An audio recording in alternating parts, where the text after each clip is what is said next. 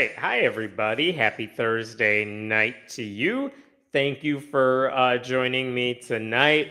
We have Den here who's going to help out with comments and make sure I see everything I need to see. As always, you can always go to friendlyatheist.com to subscribe to my newsletter. Got a couple interesting stories already in the works that I can't wait to show you about. And you can also support the channel by going to patreon.com/Hemant. And again, if you leave comments or questions, Den's going to see them. He'll make sure they get to me between stories. The first story, sorry, let me try that one again.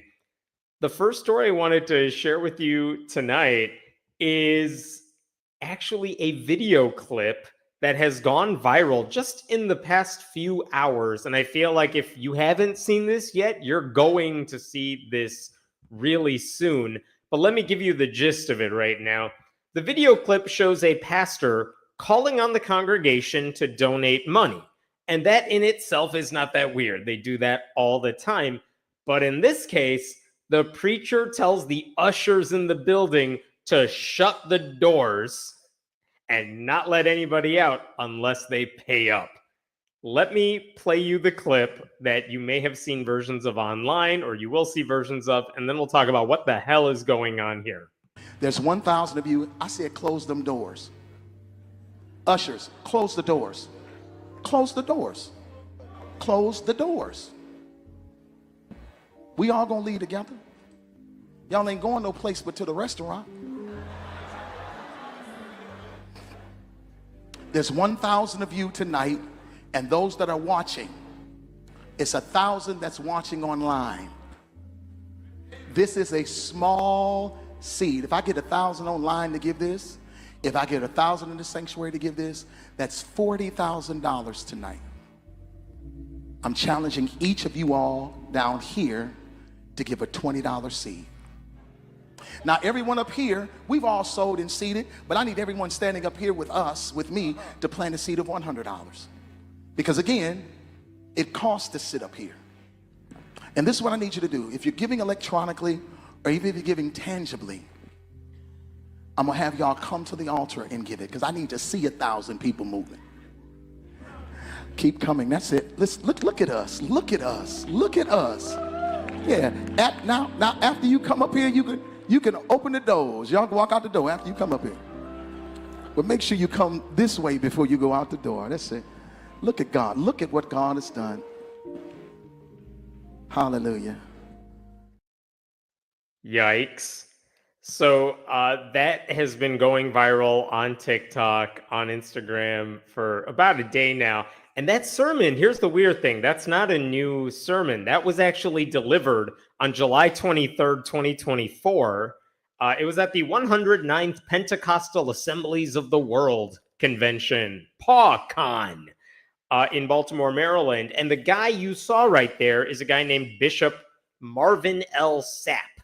And he's actually, if you look at his Wikipedia page and you look at his resume, he's actually a very accomplished gospel music singer. He has like lots of Grammy nominations. He literally a few weeks ago performed a Tiny Desk concert for NPR. So this guy is very famous in the music world.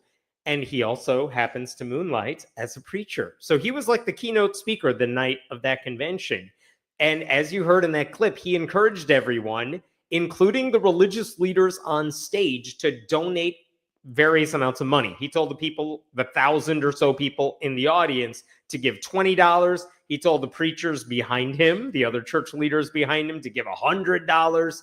And he said, if the 1,000 people in the audience give $20 and the 1,000 people watching this online streaming give $20, that right there is $40,000 at least. And again, that part is grifty, but it's not unusual. What was unusual is the shut the doors, close the doors until you give. And not only that, as you are giving, even if you are giving money by phone, he wants you to come up on stage and make a motion as if you are giving physically so that everyone knows you are donating. So this guy, like, I guess Jesus doesn't know how to see if you're using Apple Pay somehow. So the reactions to this clip were decidedly anti-hostage, believe it or not. People did not like the idea that this preacher was telling people you're not allowed to leave the room until you pay up. I want to show you a couple of the tweets that amused me here. This is one. Let's see if I could share this. Where did it go? There we go. Marvin Sapp would have saw the worst in me. Fuck out of here. There was also, I enjoyed this one. Marvin Sapp would be getting Marvin slapped if he held me hostage for money when he could go in the studio and make my annual salary in a couple months. That ain't the work of the Lord. And there was also this interesting comment. Marvin Sapp was on Tiny Desk with full Louis Vuitton outfit on. Maybe you should stop being basically wearing luxury goods and put that back into your church instead of holding your members for ransom. And that's just a small sprinkle of these sort of pushback this guy has gotten online, but for good reason. Other people mock the whole thing. If you search on TikTok, Marvin Sapp, you're going to find people doing skits about this, making fun of him. Great memes everywhere. Another thing that I saw is that this guy's Instagram account is still up. He hasn't shut it down yet. And if you scroll through his Instagram, this is the picture you're going to find somewhere on there. I don't know. Probably not a great look when people are mad at you for trying to coerce people into giving you money. I'm not sure that's the car you want behind you. I'm not sure that's the coat you want to be wearing, but what do I know, right? This dude's Instagram is still up. I don't get it. So to be clear, what he said, close the doors, don't let people out unless they pay. That is more of a rhetorical flourish than an actual improvised fire hazard. There is no evidence people were actually barred from leaving the room before they donated money. But you can understand how all of that is extremely coercive and potentially scary in some ways. Like, he didn't just want people to give money. He wanted them to do it visibly. Again, he wasn't even satisfied if you just sat on your phone and donated electronically. He wanted you to come on stage and make a little donation motion so everyone else could see it, because peer pressure is the best way for church leaders to get more money, right? So this has gone viral. And yesterday, Marvin Sapp went on Facebook to respond to it. Mind you, again, it has been about 9 months since this sermon actually happened, but it's only making the rounds now. But this is what this guy was saying on Facebook. You can see response. Let's add context to the clip on social media. And he says, recently a clip has gone viral, ... let's start at the first line. Let's add context. I showed you the context. He wanted money. He wanted to raise money for this organization, whatever. There's no context that makes what he did look any better. But look at the highlighted bit here. Some have taken issue with the particular moment when I instructed the ushers rather firmly to close the doors during the offering. To those unfamiliar with the church context, or who may not regularly attend worship gatherings, this has been misinterpreted as holding people hostage, as well as offensive. That was never my intent. Great. I'm so glad he didn't actually want to hold people hostage, and he just pretended to for shits and giggles. The truth is, when finances are being received in any worship gathering, it's one of the most vulnerable and exposed times for both the finance and security teams. Listen, if your idea of gathering money involves teams, you're not doing a church service, you're doing a heist. Movement during this sacred exchange, where you pay me, can be distracting and at times even risky. My directive was not about control. It was about creating a safe, focused, and reverent environment for those choosing to give and for those handling the resources. Bullshit. He told the ushers to shut the door, not so the security guards would be safe, but so that you knew you can't get out of here unless you give me enough money. What are you talking about? It's this sacred exchange when you throw your money at me. It's risky for who? The only people at risk are the poor people in that audience who are there because they believe God's going to help them and who are now being told, if you don't give me enough money, you're never leaving this place alive. Unfortunately, Sepp says, in this social media age, snippets are easily shared without context, and assumptions are quickly made without understanding the full picture. No, again, I played you nearly a 2-minute clip, which is longer than most of the clips I've seen online. You saw the context. It is not better. He says, conferences have budgets, churches have budgets, people have budgets. As the assigned ministerial gift for this international gathering, one of my responsibilities was to help raise the conference budget. That's not manipulation, it's stewardship. Here's a thought. If your conference has a budget, charge people more to attend. That's how you don't have to lure them in and then open up their pockets to steal cash from them. Just charge more. Yeah, that means you're going to shut some people out. But if money is that important to you because you can't afford it otherwise, you do it upfront and honestly. You don't wait till people are inside the building and then say, hey, everyone, seal the doors. They can't get out now. It's common sense at this point. And by the way, the rest of what he says is, let me show you some biblical stuff here. I'm going to read to you from the Bible as if that makes it better. I like this aspect right here. So when someone challenges people to give a specific amount, it is not unbiblical. It is not manipulation. It is an order. It is consistent with Scripture. Because I'm sure you all remember when Jesus, put everyone inside of a building and said, empty your pockets or I'm going to get you. What the hell is this guy talking about? There is no rationale for what he did other than it was a really dumb decision. And none of these people have the ability to just say, you know what, I screwed up. I thought it was cute and funny. It wasn't. Just say that. Just say you did something stupid. Because again, I'm trying to think of who's actually going to be hurt by this. Imagine if there is someone there who didn't have the money. Some old lady who shows up at that conference who didn't bring her wallet with her. What is she supposed to think about this? What about people who have actually been trapped in buildings? I don't know what the joke is when you say shut the doors, close the doors until you have until you pay up. But again, I want to be clear. I am plenty familiar with church context, as he puts it. Telling ushers to shut the doors is not a misinterpretation. It wasn't a joke. He was pressuring people to give if they were hesitant. And peer pressure is a way to do that. And shutting the doors until you do it is peer pressure. And he even, if you heard it in the clip, he said something like, where else are you going to go? All of you are going to a restaurant after this, implying you don't have anywhere important to be, so you might as well give me the money you have instead of spending it at the next place you're going to go to.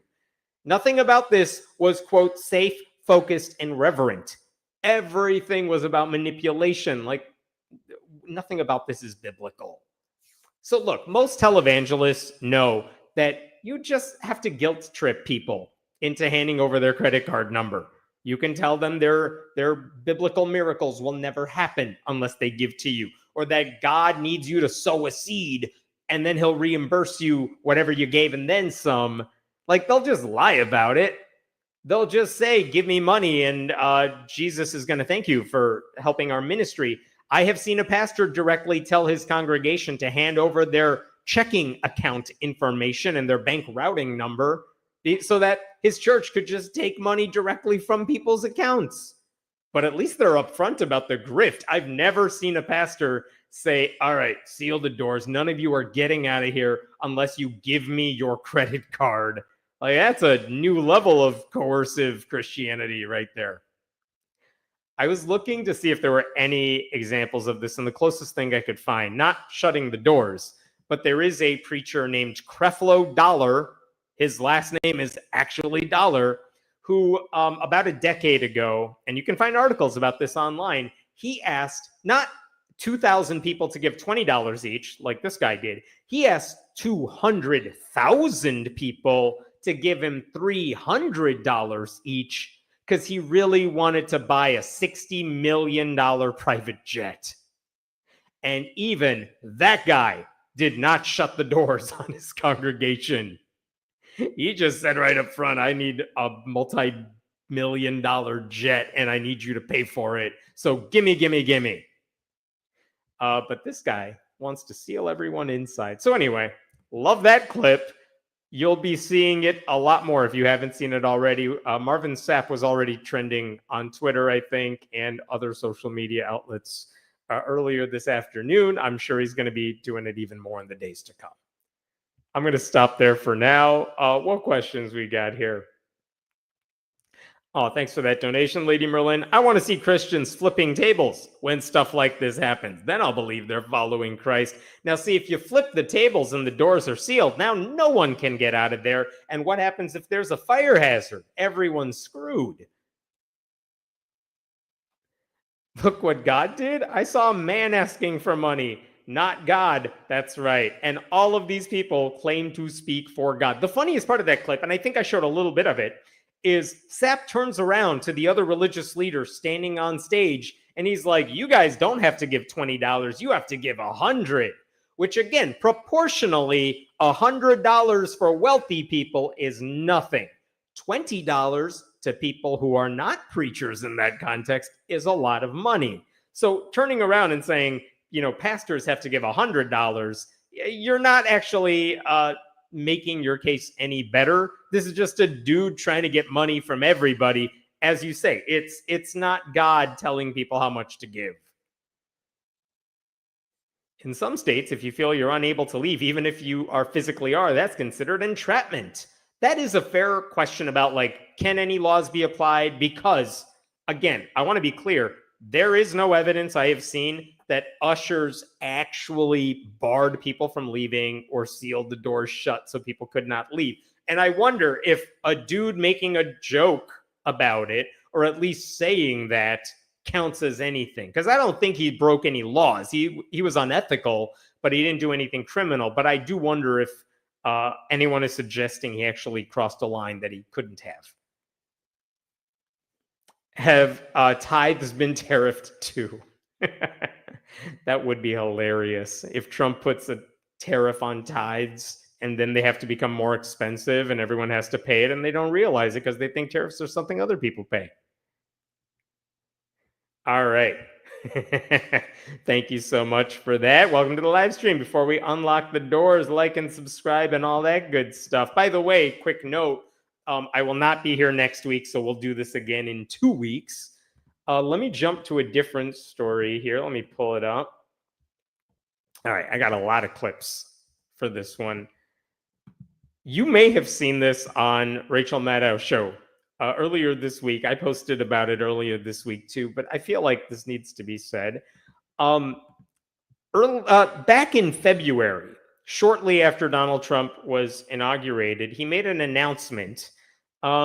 And he said he announces his appointments to the White House Faith Office. And you can see the date on this. It's February 7th, 2025. And you could see here, you know, right at the top, President Donald Trump announced appointments to the White House Faith Office. And the first person on that list, Pastor Paula White Kane. She's returning to the White House as a special government employee. She's an employee and senior advisor of the newly created White House Faith Office. She previously served as an advisor to President Trump at the White House Faith and Opportunity Initiative. She also served as chairwoman of the Evangelical Advisory Board. So if you're not familiar with this woman, she was around quite a bit in the first Trump term. And if you're not, why is she famous? Why does Trump even know her? She's a televangelist who led 2 massive churches in Florida. A Senate Finance Committee investigation, back when those things actually meant something, they uncovered all sorts of shady business practices in her ministries. And I think that's why Trump kind of likes her. It's not that she's just a conventionally attractive person. It's that, she knows how to be shady in business. And also she's on her 3rd marriage. So he's like, we're right there. So in 2016, he appointed her the head of his evangelical advisory board, along with all these other conservative Christians.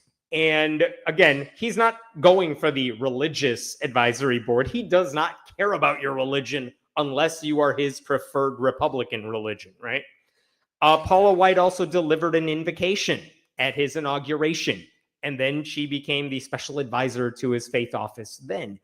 But this is the scene, this is the clip I want to play for you, because she did this for years. There was plenty of conversation about why some of these white evangelicals are, latching on to Donald Trump, who everything he does goes against the supposed values they preach. A lot has been said about that. But in 2020, if you recall, Election Day happened. The final results were not definitive, even though Joe Biden was winning, and it took several days before Joe Biden was declared president.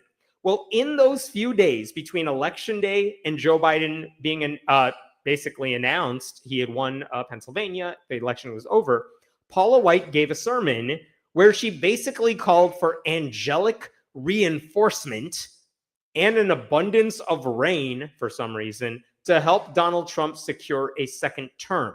And she didn't just say this BS, she also spoke in tongues to do it. And the way she did all this was just completely wild. Let me play that clip in case you haven't seen it for a while.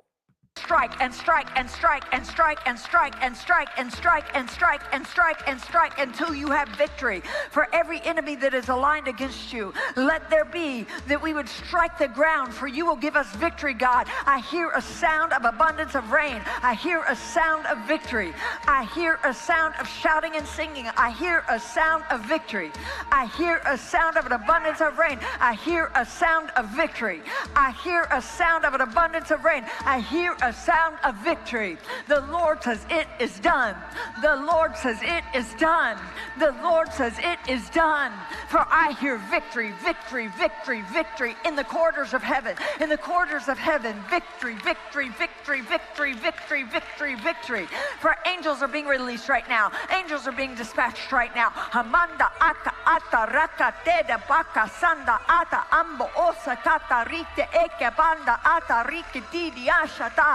For angels have even been dispatched from Africa right now. Africa right now. Africa right now. From Africa right now. They're coming here. They're coming here. In the name of Jesus. From South America. They're coming here. They're coming here. They're coming here. They're coming here. From Africa. From South America. Angelic forces. Angelic reinforcement. Angelic reinforcement. Angelic reinforcement. Fika hata anda ata. Ora bata rata ande eke eke manda rasata. For I hear the sound of victory. I hear the sound of victory. I hear the sound of victory. I hear the sound of victory. I hear the sound of victory. I hear the sound of victory. I hear the sound of victory. I hear the sound of victory. I hear the sound of victory.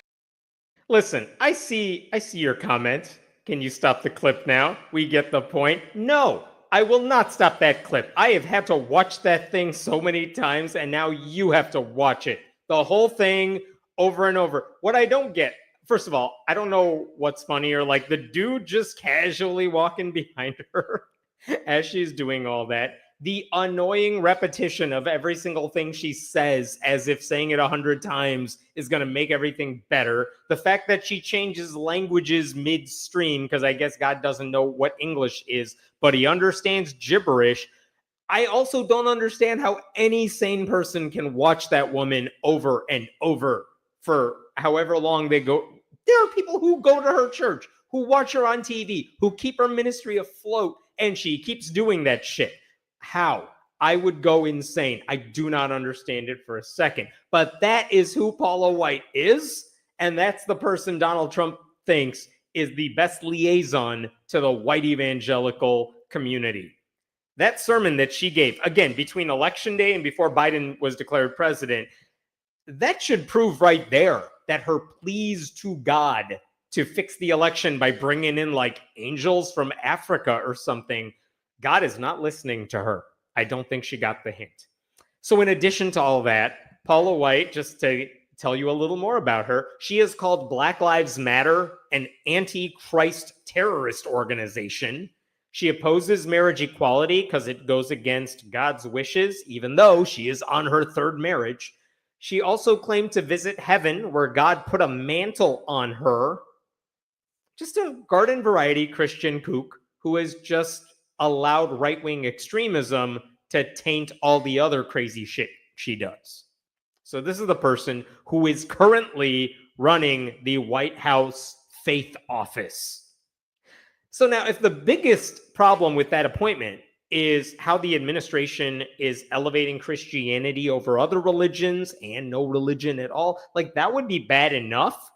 But the reason I wanted to talk about her is because she is now using her platform, this elevated government employee platform with her proximity to Trump. She is now using it to do what everyone who's close to Donald Trump does: make money off of this shit while the going is good. And so for the past several weeks, when she has her show, her Televangelist commercials, which are on YouTube, she is just grifting in the most obvious way possible, picking Bible verses seemingly at random, then telling people they have to give an amount of money that matches up and corresponds with those Bible verses. Okay, look at this first clip I'm going to show you. It's from about a month ago. But she basically says, I want you to give me this much money. Oh, you don't have that money? You can give me less. But you know what I really want you to do? Give me way more. Here's this clip. And pay attention to the dude just playing piano in the background. I'm challenging you to sow $133 for Proverbs 133. But whoever listens to me will live in safety and be at ease without fear of harm. If you absolutely cannot join in sowing $133 for Proverbs 133, because I believe it's so important to stand on God's word, then sow your very best. As you sow a favor seed today of $52 or more, standing on Esther 5:2, for she obtained favor in the king's sight. This is an act of faith, just like Queen Esther did, in reaching out to touch the top of the king's scepter in faith. In Esther chapter 5 verse 2, it's the chief place. It's the same thing as touching Jesus. Touch the top. And maybe you can stand with me and give a sacrificial offering to stand with Paula White Ministry. I need you right now. And that sacrificial offering of $414 for Esther 4:14, for if you remain silent at this time, relief and deliverance for the Jews will arise from another place, but you and your father's family will perish. And who knows but that you have come to your royal position for such a time as this. God can open it up just like that. He can give you more than what you've asked for. Whatever you can give, do so. So if you didn't catch all that, she said you can give me $133 because that's a Bible verse. You can give me $52. That's also a Bible verse, but you can also give me $414 because that's like a special Bible verse. Whatever, take your pick. I've never seen any of those pleas for people to give money based on a Bible verse. They never cite Genesis 1:1 for any of that shit. No, they go to like the longest books and pick a chapter and verse near the end. It's a chapter 37, verse 22. Yeah, 4 figures, nothing less than that.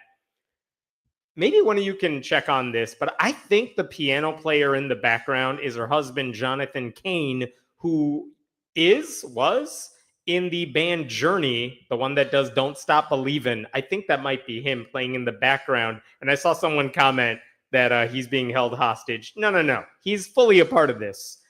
But that's the way Paula White is doing her grift. Just saying, hey, I found a Bible verse. Now give me that amount of money. And I guess it didn't make her enough because 2 weeks ago, shortly after that video, she aired a different one where she said, you know what? I'm going to just tell you how much to give me. Because I guess giving you 3 choices was too much. Let me just tell you how much I need and you're going to send me that. Here's what God is saying in this prophetic season. If you hold your peace, if you do not participate, if you hold back now, if you miss this moment, there will be enlargement and deliverance for God's people and his purposes. But God can't use you. He doesn't use spectators. He uses participators, people who say, yes, I partner with you, God, and through you, I'm being raised up for such a time as this. I declare, do not miss your moment. You're in a position for such a time as this. Go forward boldly into your destiny in the courage and the spirit of Esther. So what are you going to do? You see, I have to be obedient to God. And you must sacrifice in some way during this prophetic season, because it's through sacrifice that your spirit opens up so wide that you can receive divine direction. This is a deliverance seed that needs to be sown now, to be in position, to see increase, to activate God's promises. And if you're able, I challenge you to sow $133, because we sow in accordance to the word. I love to get a word from God and put my faith with it. And 133 stands for Proverbs 133. Of course it does. It's always a Bible verse. That's never the number one. Did you hear that she said God can't use you if you're a spectator? You got to give her money. Otherwise, God is not interested in helping you out at all. Like, how coercive is that? But you have to open up, because you have to open up your wallets, because it's prophetic season. Now, maybe you could argue she filmed all these before she got tapped to be part of this administration. But at some point, even if that was the case, and I don't think that's true, but even if that were the case, don't you think she would have modified some of these upcoming televangelist sermons? I mean, it just seems grossly unethical for a White House official to make a personal pitch for cash while threatening viewers with God's displeasure if they don't chip in, all while working for the government. Like, I do this show. If I got tapped to work for the government, this show would shut down, or at least this version of it would go down, because it would be gross to try to make money for myself when I'm already getting a salary from someone else, or getting a platform because of whatever I do in association with my Christianity or something. It's just deeply unethical. And again, you can't expect Republicans to care, because why would they? And I want to show you one more clip, because I guess all of this has failed. It hasn't made her enough, because this week she was right back at it, telling people to give her $1,000, and you got to do it before Easter, because Jesus is coming back and he's going to be pissed. And I believe that when you honor God on Passover, starting on April 12th at sundown through Good Friday on the 18th and concluding on Easter Sunday, you can receive these 7 supernatural blessings for you and your house. According to Exodus 23, God will assign an angel to you. He'll be an enemy to your enemies. He'll give you prosperity. He'll take sickness away from you. He will give you long life. He'll bring increase in inheritance, and he'll give a special year of blessing. You're not doing this to get something, but you're doing it in honor to God, realizing what you can receive. For your special Passover offering of $1,000 or more as the Holy Spirit leads, you will also receive the beautiful 10-inch Waterford Crystal Cross. Don't miss your moment to release 7 supernatural blessings and provision into your life. I don't know what to say to that. She doesn't even have the courage to be the person saying, give me $1,000. She left that to the voiceover dude. But she says, if you give me this money before April 12th, you're going to get 7 supernatural gifts, including God's going to give you an angel who will be an enemy to your enemies. Let's just sow more hatred. God's going to send you an angel to help divide people even more. He'll give you prosperity after you give me money to make me richer.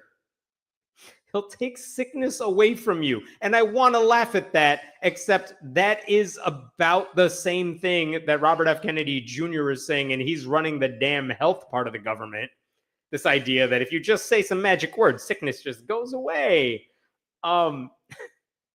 And then that voiceover said, if you give $1,000 or more, you will also get a 10-inch Waterford Crystal Cross. And I had to look this up because I'm like, there's no way that's worth anything to them. And I did look it up, and check this out. This Waterford cross that is 10 inches tall, guess how much it costs? Look above my head. $70. Of course they want $1,000 gift or more. They're willing to part with $70 plus shipping if it means they're making at least $900 net. So yeah, they'll throw in a stupid little trinket you can get for way cheaper if you just bought it on your own. But you know, $1,000, and we'll send you a new enemy for your enemies. I don't know. To be clear, Paula White doesn't invoke Trump's name in any of these things. Oh, I'm sorry. In that video clip I just showed you, why did they show a close-up of the dude playing piano? Why was that one of the split screens? I don't know why. Did I care about how he was playing? No, I'm sure he's fine. I'm not really sure why we had to zoom in on that. Anyway, this is the type of grift you expect from televangelists, like saying, give me money, I'll send supernatural blessings your way, and it'll require no work on my end. But given that more people are paying attention to Paula White now, because she's connected to this administration, I think it's reasonable to think she might clean up her act, at least until she leaves her position. Like, you can be a televangelist grifter, or you can work for the government. You should not be allowed to do both.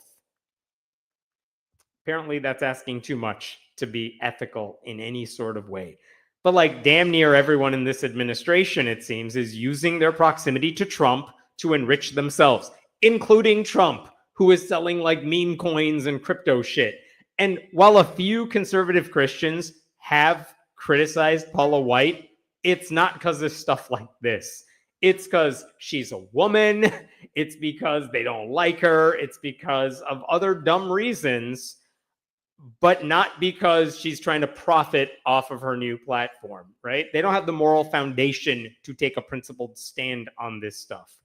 So, you know, you could say whatever you want about how good of a Christian she is, but I will say she is a perfect fit for this administration. All right, what other questions we got here? I loved all the remixes that came from this clip.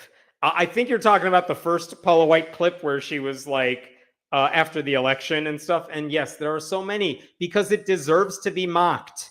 Not just her, by the way. You could do that with just about any sermon clip. But yeah, that stuff should not be respected. It should not be taken seriously. It is ridiculous, and everyone needs to admit it's ridiculous. And Christians need to admit it's ridiculous. So I am glad people were making fun of it. And guess what? You have so much more fodder to use now that these people are in the White House. Legend has it that the dude in the back is still pacing around to this day. The dude in that first clip, probably. I wonder who that was. I don't think I ever found out who that kid was.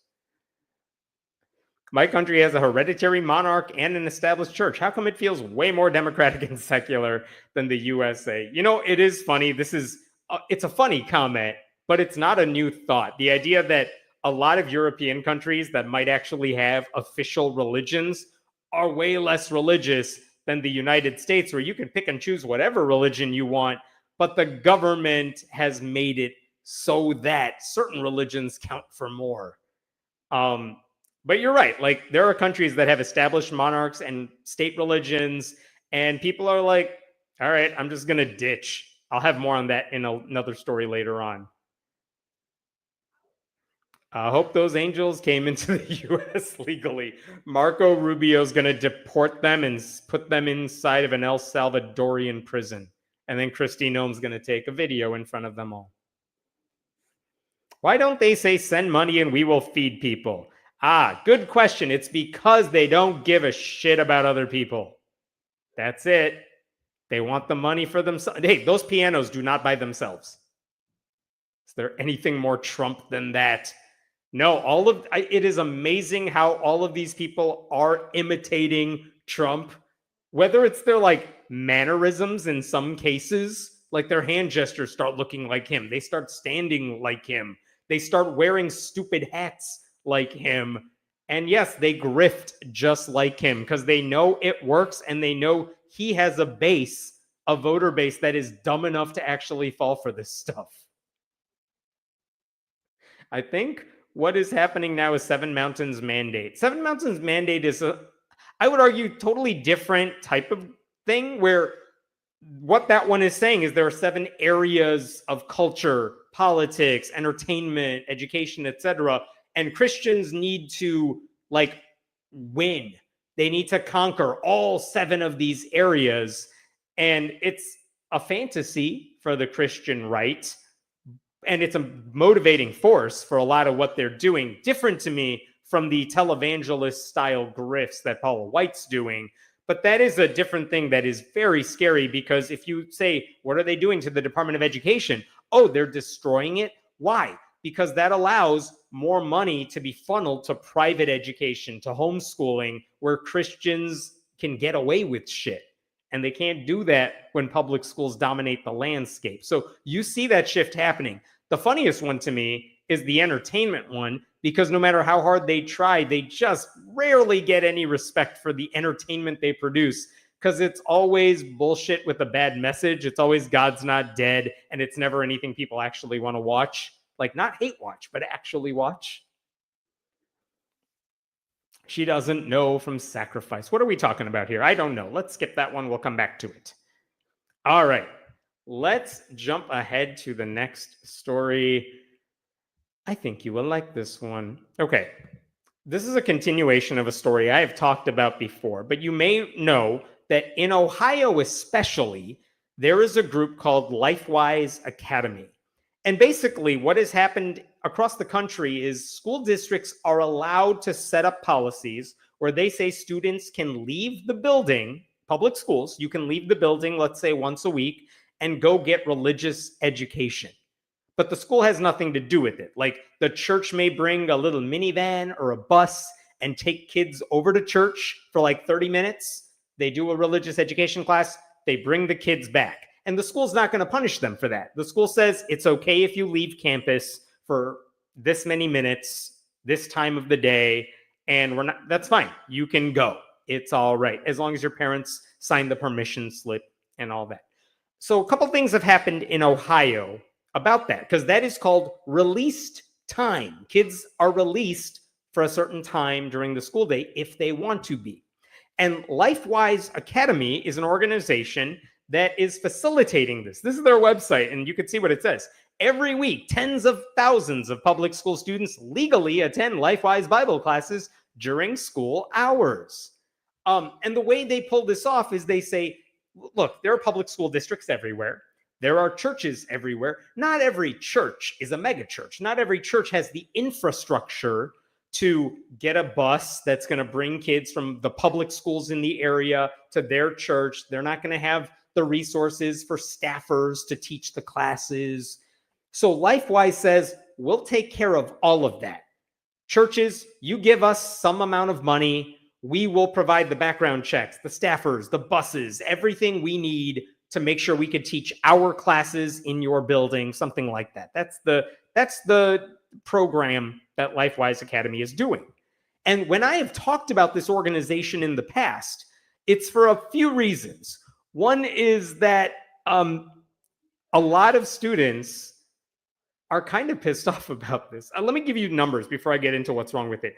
NBC News said last March of 2024, they have chapters, LifeWise has chapters in more than 300 schools in a dozen states, teaching 35,000 students.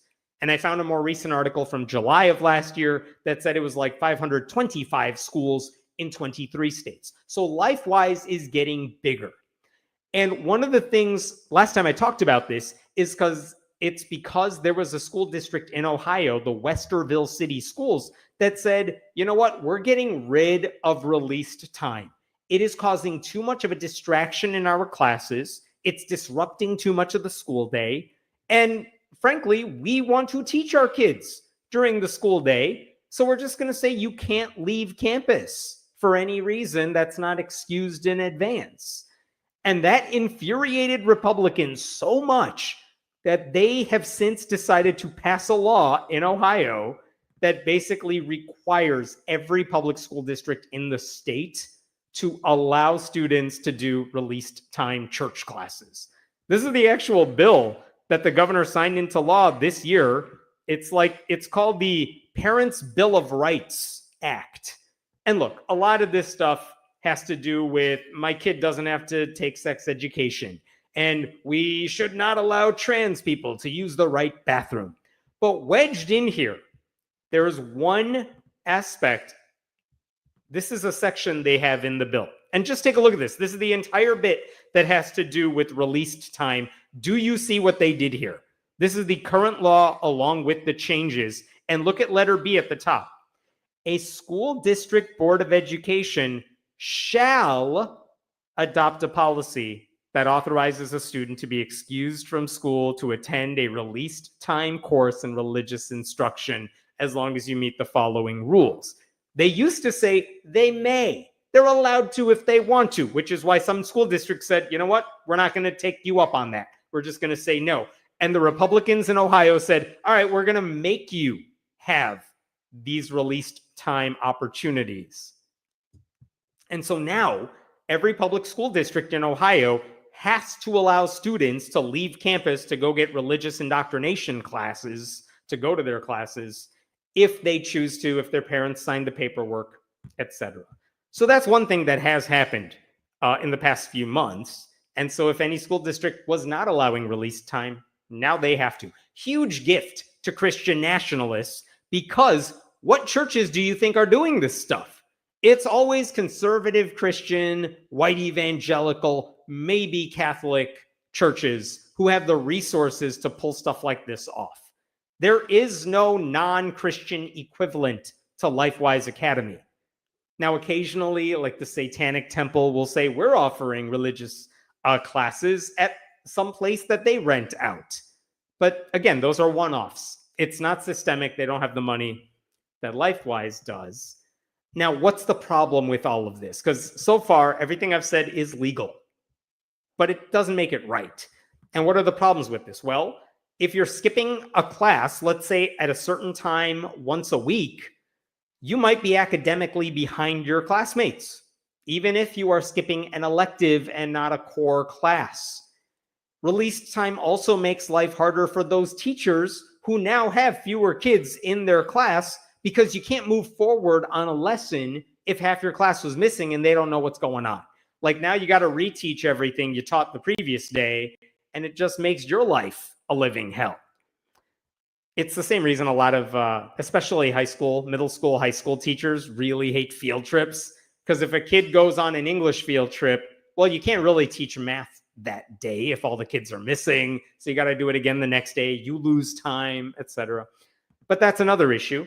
And while Ohio says you can't miss certain classes that are like required to graduate, like English or math, you are allowed to skip elective classes like art, music, and gym. And that implies those subjects are not nearly as important as the other ones. And I say this as a former math teacher. They are. Of course they are. But here's the thing I wanted to highlight for you. One of the other concerns about release time is the peer pressure. Because if a kid goes through release time, goes to this religious indoctrination class, and they're gone for an hour, let's say, during the day, their friends are going to tell their parents, like, hey, my friend goes to this thing an hour each week. I want to go. You can imagine what happens when a bunch of Christian kids leave for LifeWise Academy class, and like a Jewish kid or a Muslim kid or children of those parents, child of atheist parents, says, well, if my friends are all going to those classes, I want to go too. So, hey, mom, dad, who don't really think about this stuff much, can you just sign the paperwork so I can go with them? Like, this is all about religious coercion and indoctrination. And NBC News actually pointed out something else last year. Check this out. Parents and activists who have mobilized against LifeWise say that busing students to nearby churches where they sometimes collect prizes and eat candy has made some non-Christian children feel left out or pressured to attend. Not only are these kids coming back from church saying, oh, you'll never guess what we did at class. We ate cotton candy. We got little toys. We played games. Sometimes they'll come back to school with those toys and candy. And now their friends are even more pressured to go to class. And that is why I wanted to share this with you, because guess what one school district did? The Columbus City School District, Columbus, Ohio, they decided, okay, we have to have a release time policy because Republicans say so. So fine, we will have that policy, but we are going to make a modification to it. So for nearly a decade, they have had released time availability, but I want to show you what they changed in their policy because they just passed this recently. You could see this right here. They adopted this on May 19, 2015, the release time policy, but they are now adjusting it. And you can see this at the top here, March of 2025. They are adjusting it because look at the change they are making right over here at the bottom. Check this out. Any private entity providing religious instruction during the school day must agree that it will not provide participating students with any materials, snacks, clothing, candies, trinkets, or other items for their return to school. The district will not release students for religious education release time to any private provider that fails to adhere to this prohibition. They passed this policy, and what are they actually saying? That is a long way of saying you cannot give kids anything to lure their classmates to join the club. No bribes for religious indoctrination class. They're basically canceling bribes because you have to tell Christians you're not allowed to bribe kids if you want them to follow that rule. And when a board member was asked, why are you guys saying no to this? Look at what this board member said. This is from a local NBC affiliate. Out of concern for coming back with a pile of gifts from the sponsoring entity and how that could be disruptive to the classrooms and the educational experience, we did opt to include that language, said one of the board members. Basically saying these kids are coming back with toys and candy and it's disrupting class. It's making life worse for the kids who are not part of that. She said disruptive. I would say coercive, same idea. I also appreciated what one parent said about all this, and this is a parent who has opposed LifeWise in the past. Not being permitted to send back treats or trinkets is an important step. We believe it should apply to every school LifeWise is in. This weakens their ability to coerce non-participating children. It's a matter of protecting all students from unnecessary division and the feeling of being left out. And religious groups love creating that division and exclusivity. And if they have to bribe children with toys and candy to get them to, fall for the Jesus myth, they are absolutely going to do it because they know that just telling kids about their mythology is just going to make the kids laugh because it's dumb. So they got to lure them in with candy. They are literally strangers in a white van saying, hey, kids, you want free candy? Come learn about Jesus in here. And the school district had to step in to say, you're not allowed to do that. Now, the reporters did ask LifeWise, hey, what do you think about the no bribery policy? And LifeWise didn't really have a reaction, but you have to, they can't. What are they going to say? But you have to believe they're kind of disappointed because the school district just took away their greatest weapon to lure new children into their vans. So I think every public school district in Ohio needs to adopt the same policy. This should not be a one-off thing that one smart school district does, because if every school district is forced to accommodate religious conservatives, the least they can do is make it harder for those religious conservatives to recruit fresh meat by using children as target practice. So here's hoping other schools join and follow and copy what the Columbus City School District just did. Okay, gonna pause there. What other questions we have here? Utah is something similar, except the seminary buildings are built on church grounds directly next to the school. Well, that's frightening, but it doesn't surprise me one bit. I will admit I don't know much about what's happening there in Utah in regards to this program, but I guess I'm not surprised by that. How does this work? Do they miss class or is it lunchtime? They can miss elective classes. It's up to the schools and the organizations to decide when kids can be released. But not all schools have like a time when nothing's going to be affected. Not every school has like one period where kids do nothing and they can just leave and it doesn't impact anything. No, they're leaving a class. So it is disturbing. Are they allowing special needs or trans kids to attend those church classes? You know, I haven't actually looked into that specific aspect of it, but I have not heard about any restrictions to who can attend these classes, because LifeWise and similar organizations, they just want to spread their beliefs. They are not interested in, it's not a church where they're saying, become a member of our church, which means you cannot be a problem for us, which means you have to adhere to Christian morals, however they decide to define them.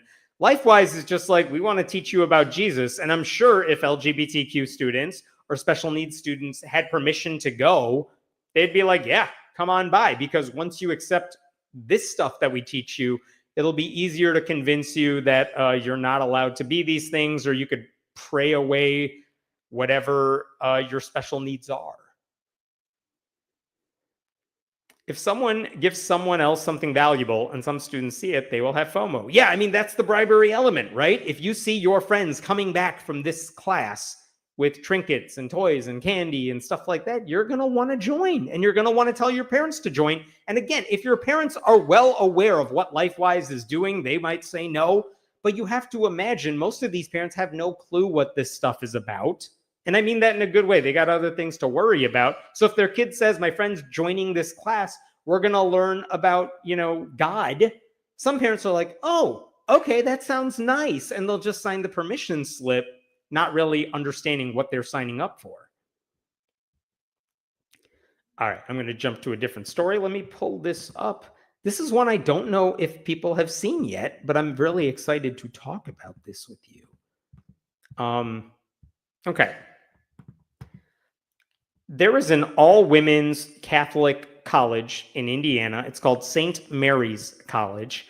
And earlier this month, they made an announcement about who's going to speak at their graduation ceremony in May. And I want to show you what they posted. You could see this right here. St. Mary's College announces 2025 commencement speaker, honorary doctorate recipients.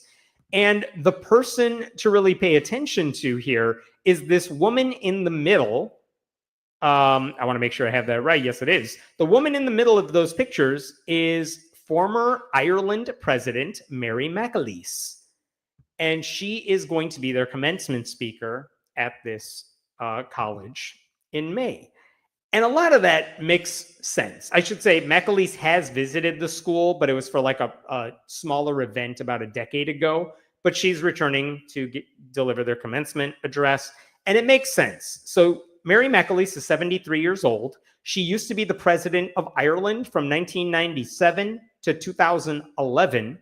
She was, I believe, the second female president of Ireland and the first to come from Northern Ireland, which is not an easy thing to straddle that line right there. And she has, I guess, spent her career, by and large, I'm sure, as a politician. There are plenty of reasons to criticize her, but she was known for trying to bring people together, which you kind of have to do if you are the Northern Ireland representative who is now the president of Ireland, right? And I want to show you part of her biography here because it's not just impressive. It suggests that she would have been a hell of a commencement speaker even if you took President of Ireland off of her resume. Look at this. McAleese, who served as Ireland's 8th president from 97 to 2011, was the nation's first president to come from Northern Ireland. Yeah. What else? She is currently a member of the Council of Women World Leaders. She is also the chairperson of the European Union High-Level Group on the Modernization of Higher Education and patron of the Margaret Beaufort Institute of Theology in Cambridge. After serving as president of Ireland, she pursued a doctorate degree in canon law from Gregorian University, Rome, adding to her master's degree in canon law from National University of Ireland. She is also the recipient of numerous awards, including the Tipperary Peace Prize. Again, awesome resume. She would be qualified to receive any sort of honor, even if president wasn't on her resume, right? Like, obvious pick. She's a Catholic. She was the president of Ireland. Yeah, I'm sure a Catholic college wants her to speak there. Now, what's really interesting about Mary McAleese is that not only is she Irish and not only is she Catholic, as far as the Catholic Church goes, she's been super critical of her own faith when it's warranted. All right?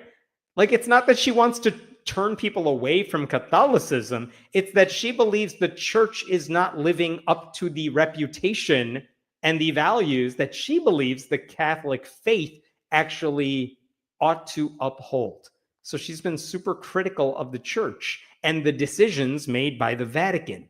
And this is where it gets really interesting. Let me show you some of the things she had said publicly as president and after she was president. So here's an example of something she said a few years ago.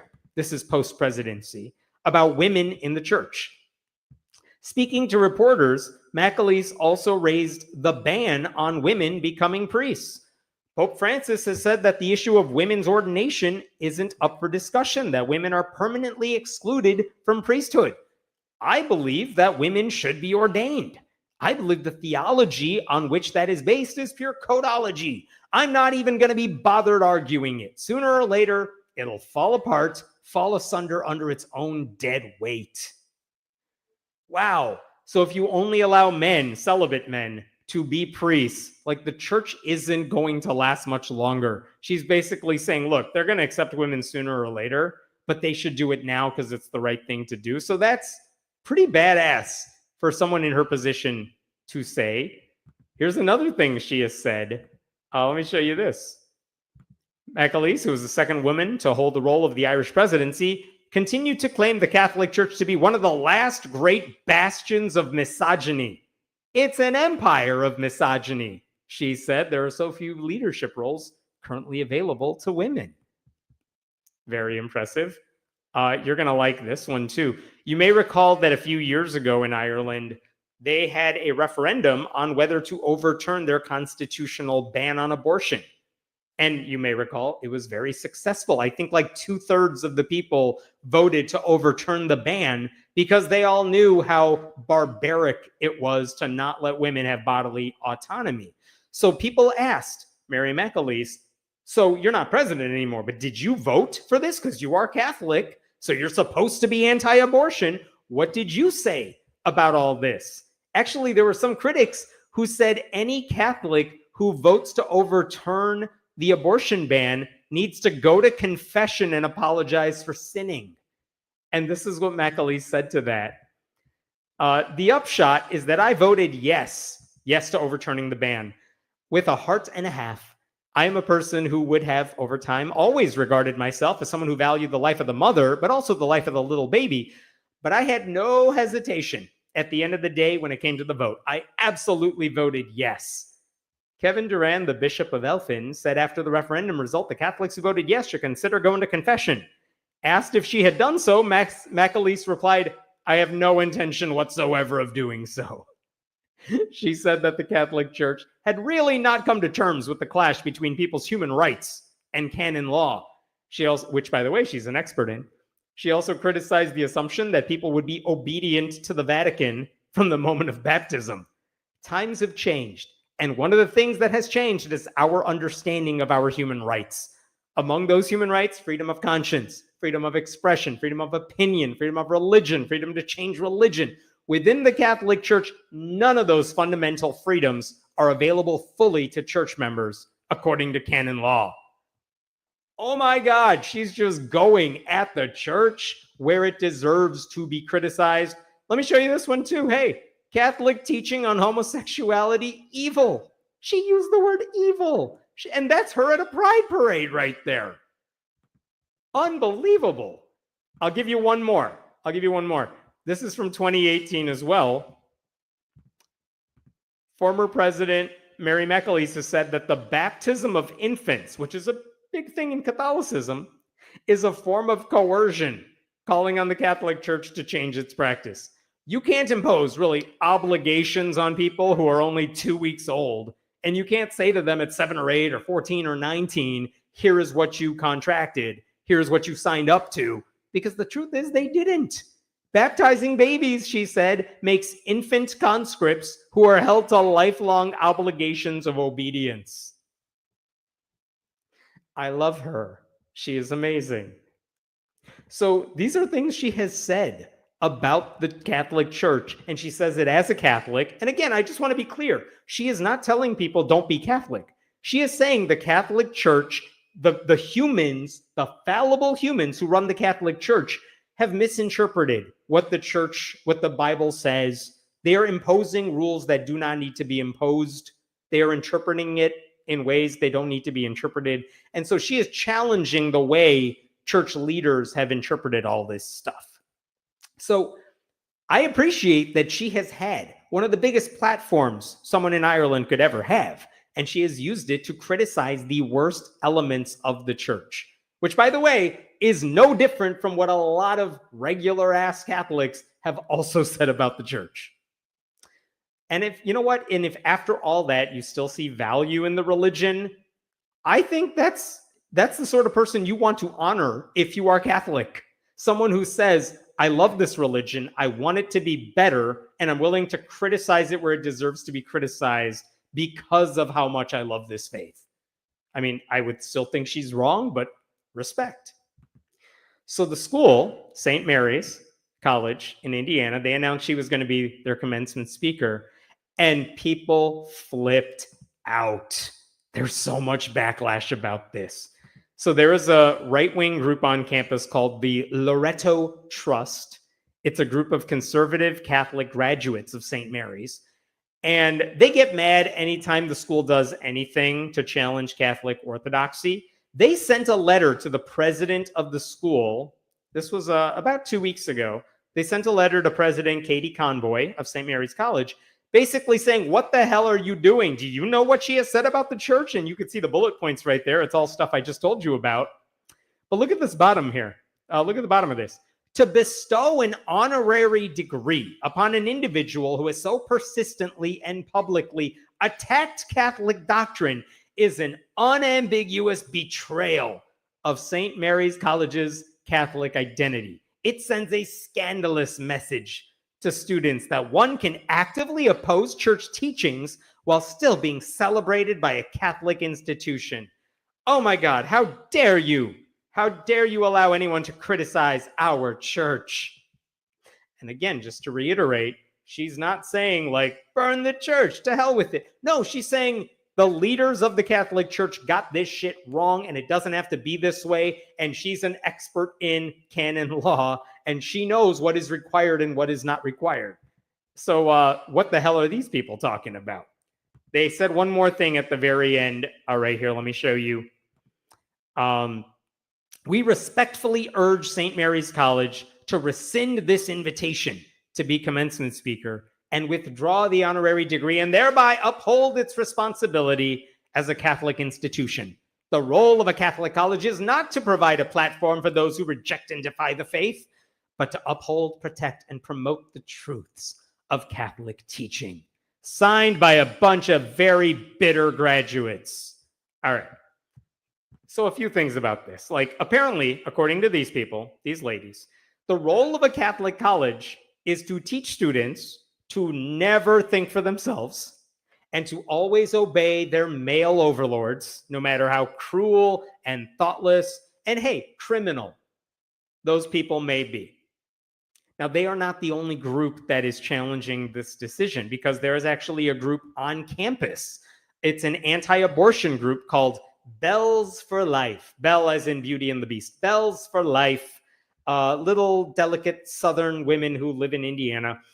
Bells for Life sent their own letter that they published asking the school to rescind their invitation. And what I want to point out, look at what they said. Let me show this from their letter. Instead, the college has chosen someone whose views contradict those Catholic teachings, sending a dangerous message that departing from church doctrine and denying others the right to life is empowering. Commencement speakers should be role models, not advocates for abandoning Catholic principles. Listen, that's why you shouldn't invite me as your Catholic commencement speaker.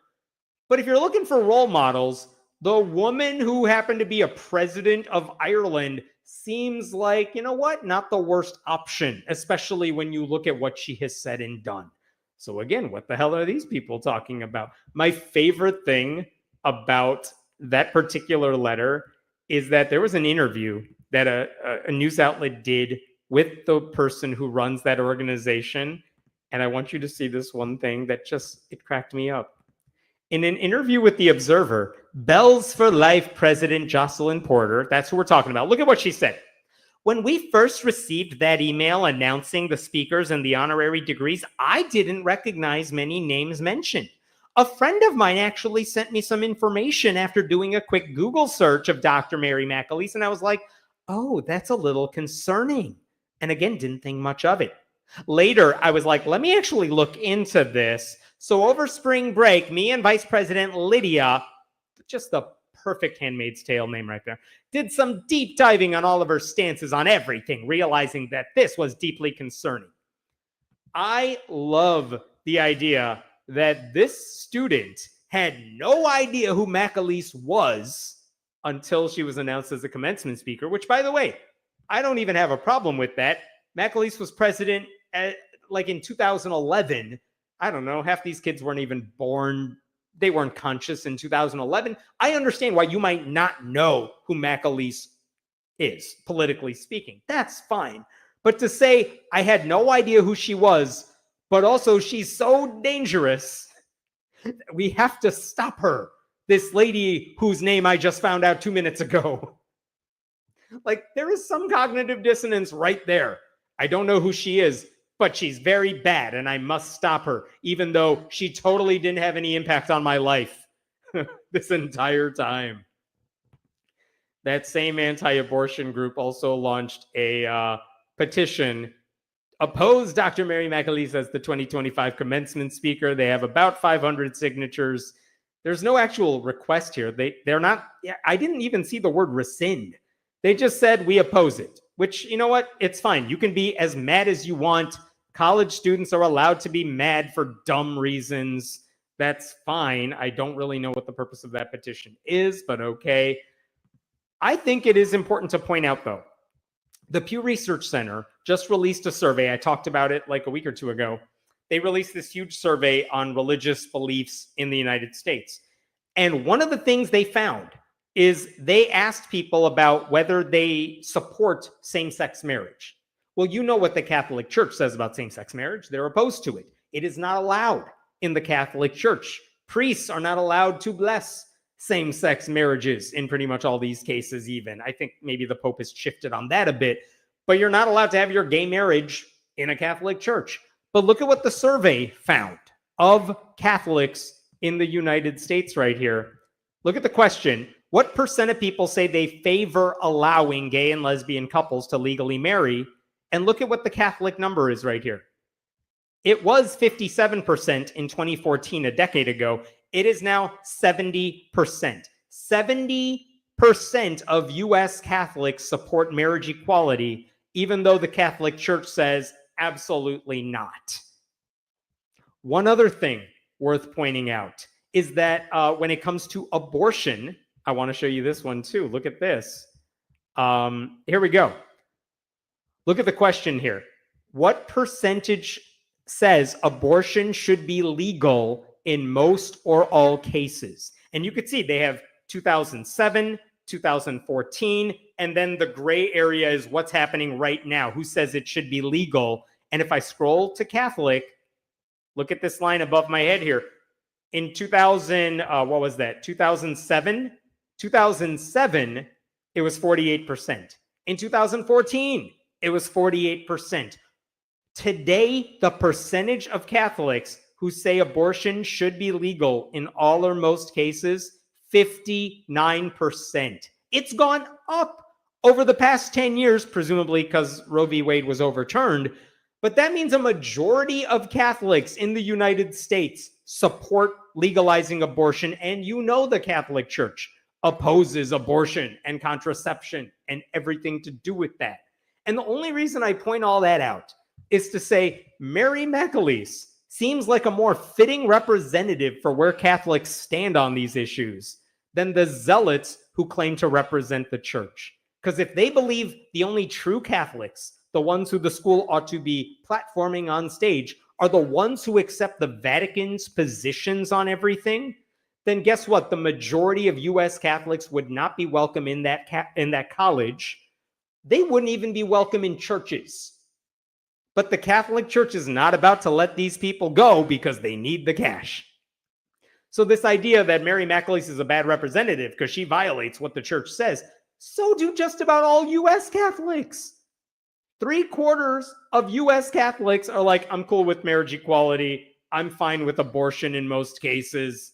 Like, what? Do you want to kick them out of church? I dare you. So if anything, the changes that Mary McAleese has called for would make the church a more welcoming, more inclusive place for the people who are open to the possibility of being Catholic, but have been repeatedly told that their identity or their desire for bodily autonomy make them outcasts. So even though the church is pushing people out, Mary McAleese is like, you should fix these things because people want to come into the church. And what are these conservatives saying? They're like, she's the bad one. She's the witch. Let's burn her. Like, what is even the point of higher education if not to teach students when and how to effectively challenge bad ideas?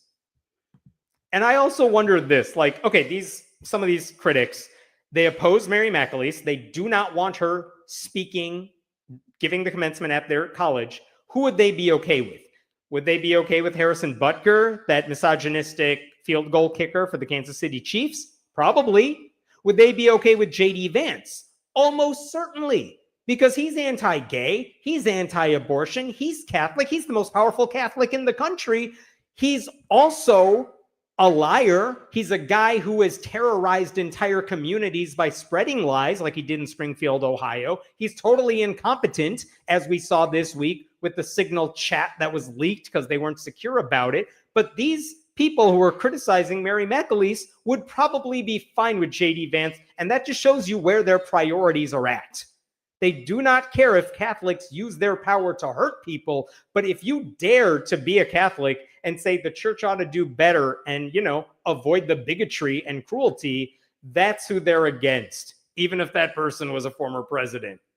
Like, even Notre Dame, the most famous Catholic college in the United States, even they know this. They didn't even bother, I don't think they reached out to Donald Trump or J.D. Vance, even though they have a history of reaching out to the president and vice president to give a commencement at their school. Right now, there's no evidence they even asked because they don't want those people coming to their campus. So I will say this, St. Mary's College deserves credit for inviting Mary McAleese, but this is not a done deal yet. And I know this was pointed out in the comments, but I mentioned this school a long time ago, maybe a year and some months ago, because they were in the news because back in November of 2023, this was the headline for why St. Mary's was in the news. Look at this. St. Mary's approves policy to consider applicants who identify as women. In 2023, St. Mary's College actually said, starting next fall, we are going to allow trans women to apply to come to our school. That was pretty amazing considering what the Catholic Church says about trans people, that they're all liars, essentially. But as soon as there was public pressure and people got so mad about the idea that that this Catholic school was going to accept trans people, there was so much backlash that within like a month, the school announced, you know what, we're going to take that one back. This is what news article from like December. St. Mary's College Board of Trustees announced Thursday that they have reversed a controversial decision and will return to its previous undergraduate admission policy of only admitting biological women. And again, look, I don't know why a trans woman would want to go to a Catholic college like this, but that's their decision and not mine. But it just shows that this school caves to backlash. And my fear right now is that the backlash against Mary McAleese is building. I really hope they don't cave. I hope they don't rescind their invitation because they made a good decision and they should stick by it. I should say that trans policy, the admission policy, and then even though that they rescinded it later, the fact that they allowed trans people or they thought about trans people coming to their school. That is why that right-wing group, the Loretto Trust, that's why that organization even formed. They're like, we're graduates of this school and we're going to make sure it's super conservative forever. I want to show you one other thing, which is that in that letter that on-campus Catholic group posted, where did it go? Here it is. They said one other thing. Look at this at the very bottom. This is from the Bells for Life on campus. The college has chosen someone whose views contradict those teachings, sending a dangerous message. I know I said this earlier, but like, again, what's the dangerous message? Is it the one Mary McAleese is spreading, or is it the one that, you know, prominent Catholics who are Republicans are spreading? I don't know. There's a reason you never hear inspirational quotations telling you to obey and fall in line. Like, it's important to stand up for what you believe, and it's so important to stand up for those values when it means challenging people who are part of your tribe. So for Mary McAleese to go up against the Vatican and the leaders of the Catholic Church, that is a big deal. That's why these students should want to listen to her. They would be learning something far more valuable than like a traditional, than something they would hear from a traditional Catholic mouthpiece who tells graduating seniors, the women who are graduating, that they can do anything they want to do as long as it's not in the Catholic Church where they are not respected. So I hope the school doesn't cave on this. We'll see. I'll pause there. What other questions we got here? Is St. Mary's a school that was going to openly accept openly trans students? Yes, it was. And then they backed off under pressure. Man, everything I learned about Ireland makes me want to move there. It's a good place. I've gotten to visit. It's beautiful. Very nice place. Very nice people. If you get a chance to visit, you should go. I love this lady, right? Isn't she amazing? If you watch interviews of her, on like late night talk shows in Ireland or whatever, they're really fun to watch. Especially compared to whatever the hell's going on in the US right now. The church has always struggled with having many dissident groups who are far more liberal than them. Yeah, and it's not even dissident groups. I mean, most run-of-the-mill, your neighbor Catholics are way more liberal than the Vatican leaders themselves. I'm genuinely worried right now, even though Pope Francis has appointed a lot of the cardinals who will get to choose his successor. I am kind of worried that when Pope Francis dies, which who knows when that's going to happen at this point, his replacement will be someone who's so much more conservative than he is. And I don't think he's frankly that liberal, but his replacement's not going to be much better. That is my fear. And that means the difference between the Catholic Church and the people who call themselves Catholics is only going to grow wider. The worst part is that she would probably give a very appropriate and not particularly political speech. I think you're right about that. Yeah, she would probably give a pretty non-controversial speech because she knows when to pick and choose her battles. And she probably has something super inspirational to say to women graduates at this college and isn't interested in talking about what the church is doing right and wrong. But again, some of these people do not want to listen to that. All right, I'm going to move on to a different story. I got a couple more for you that are not nearly as big here, but I did want to share them with you. Give me a second here. Going to close a lot of these tabs. Okay.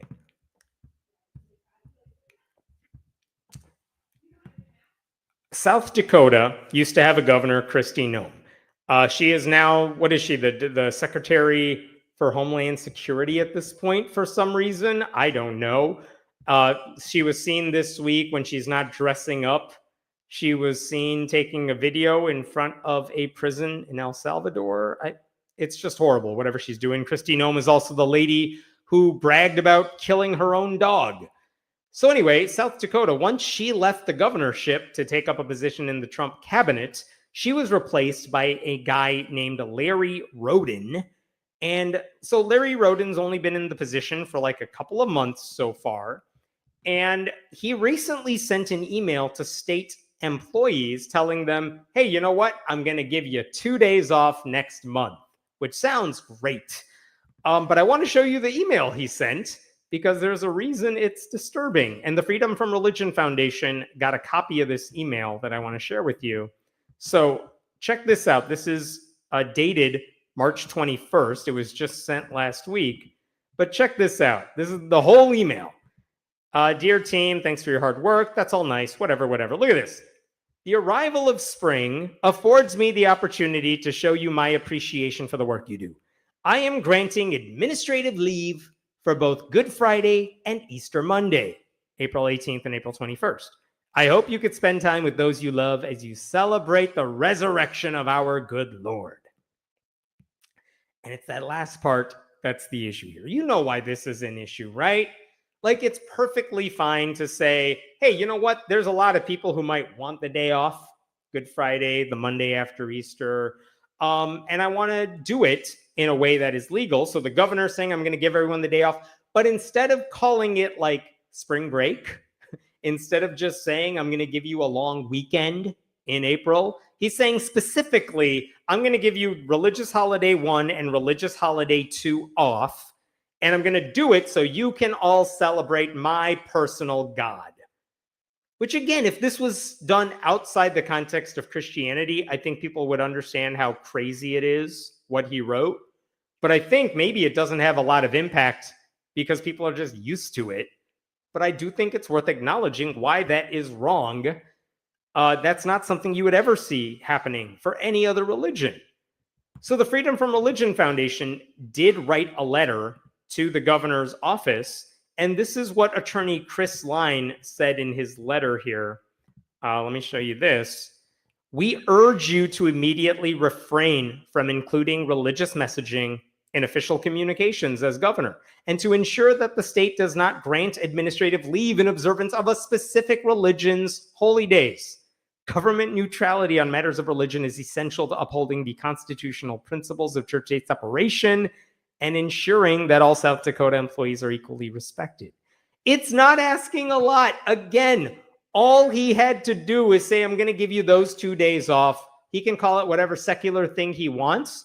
And even if he's doing it because he's trying to accommodate Christians in his government office, it's fine. As long as you're doing it for secular reasons. No one was stopping him.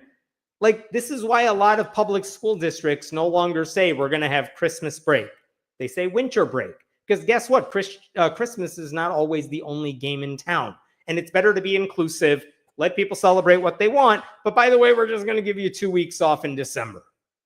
And it's the same reason that, you know, you might have spring break coming up and not Easter break, because not everyone celebrates Easter. It's not anti-Christian to just call something by a secular name, even if Christians happen to be the beneficiaries of that all. So as soon as you say, I'm giving you the day off as governor, I'm giving all of you government employees the day off to celebrate my religion, you have crossed a line.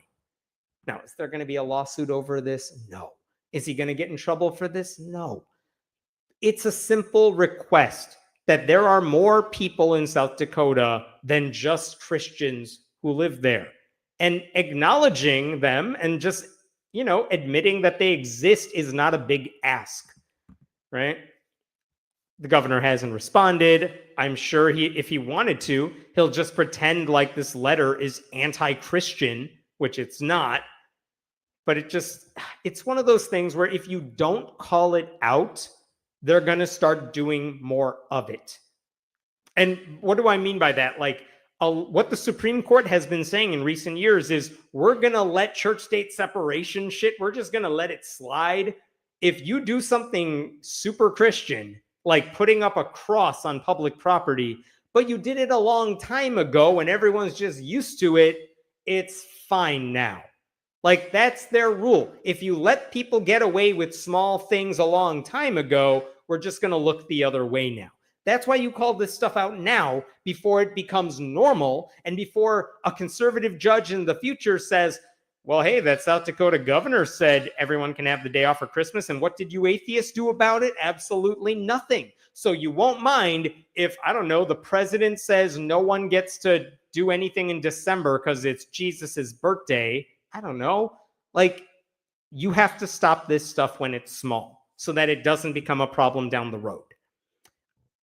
Is it the most egregious thing Larry Rodin has done since he got into office? No. Let me show you just a couple of headlines from like recently. South Dakota governor signs bills allowing concealed handguns at bars and colleges. That sounds like it's going to end well. Here's another headline. This one won't surprise you. Rodin signs anti-trans law in South Dakota. So look, this guy is a moral monster and he's Christian, and those things are not mutually exclusive. So it's not surprising that he's like, hey, everybody, let's celebrate my religion and not anyone else's. Now, if you are also like me and you're like, wait a minute, aren't there only like 3 people in South Dakota? Close. But actually that Pew Research Center survey, the massive one they just did, they actually did numbers on this. What percentage of people in South Dakota are not Christians? We have numbers for that. Check it out. Only 79% of people in South Dakota are Christians. You can see right here, 18% of the state is religiously unaffiliated, and 2% of South Dakota belong to other religions. So when the governor says, hey, employees who work for the state, I'm going to let you all off to celebrate Jesus, 20% of the people, statistically anyway, don't believe in that shit. And he's just ignoring them because he's just treating Christianity as the default. And again, someone who works for the state is the one who sent FFRF a screenshot of that email. So like there is someone there who this doesn't apply to. And I don't think it's a big ask to say, hey, why don't you just acknowledge that there are non-Christians who also work for the government? I don't know.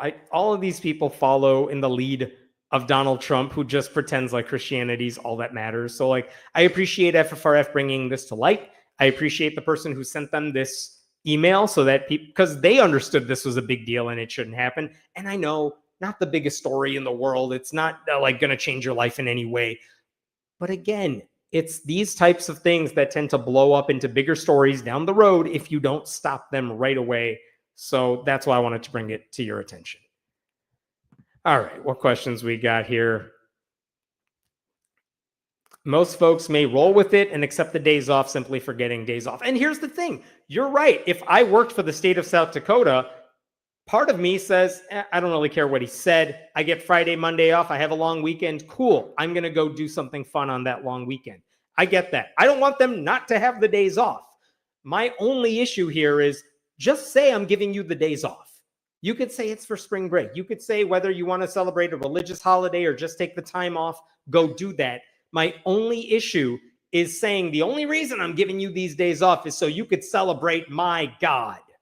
Like that's what the governor said. The governor of any state should not be saying anything like that. And I know if we were talking about any religion except Christianity, there would be enough of an outcry about this. But you would never see a non-Christian religion do it because Christians believe they have that privilege where they can get away with this sort of thing. It's creeping Christianity. Yeah, it just seeps its way in slowly like a bad basement flood. But you use the magic word number 2, Hammett. Inclusion. I know. I'm sorry. I asked that the governor of South Dakota consider being inclusive. And of course, how dare I ask that? Why would a governor think about other people in his state besides himself? He learned from Christy Nome. Oh, thanks, Den, for gifting 5 friendly atheist memberships. Den, what do they have to do if they want to become a member? I don't actually know what you want them to do, but if you already gave away those memberships, thank you, and welcome to the club. All of you can also become members. I believe there is an option to become a member on the side of this YouTube channel. All right. Yes. Oh, we're getting close to 150,000 subscribers, and I have to beat all the other atheist YouTubers. I think Dillahunty just got 200,000. That's not fair. Help me beat him. All right. I got one more story for you, and then I'm going to be done. Let me pull this up really quick. Okay. I wanted to talk once more about that Pew Research Center survey that just came out earlier this month. This massive survey where they interviewed like tens of thousands of people about religion in America. One of my favorite charts that they showed in that survey when they released like the 300-page analysis of it all had to do with religious switching.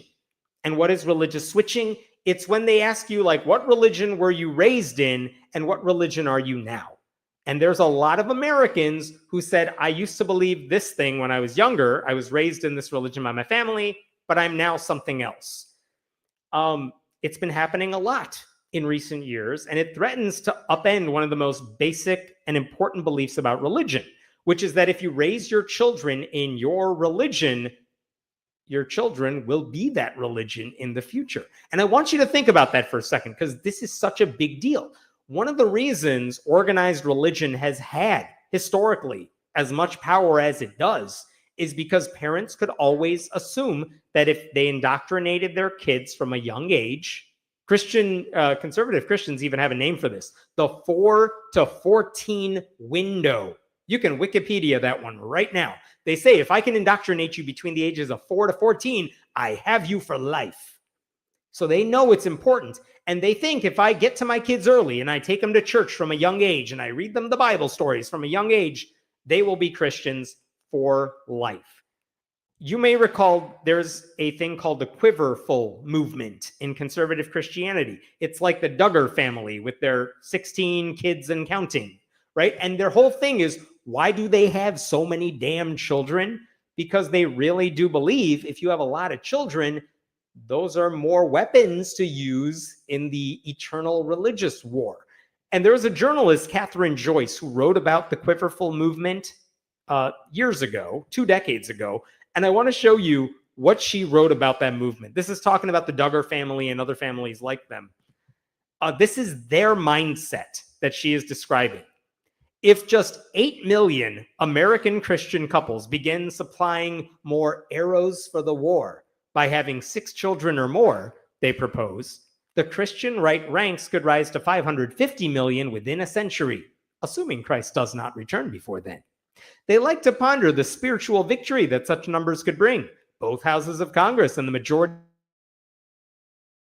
filled by Christians, universities that embrace creationism, sinful cities reclaimed for the faithful, and the swift blows dealt to companies that offend Christian sensibilities. First of all, a lot of that shit's already happening, so we don't have to think about if that will happen. But all of this, the reason some of these families like to have so many kids, it's built on the assumption that if Christian parents have a ton of babies, all those babies are going to be Christian when they grow up. And what we learn about religious switching is that that's not how it works. That having more arrows, quote unquote, is not enough. And why does that happen? You know why that happens. People make friends outside their religious bubble. It happens when they go to grade school. It happens when they go to college.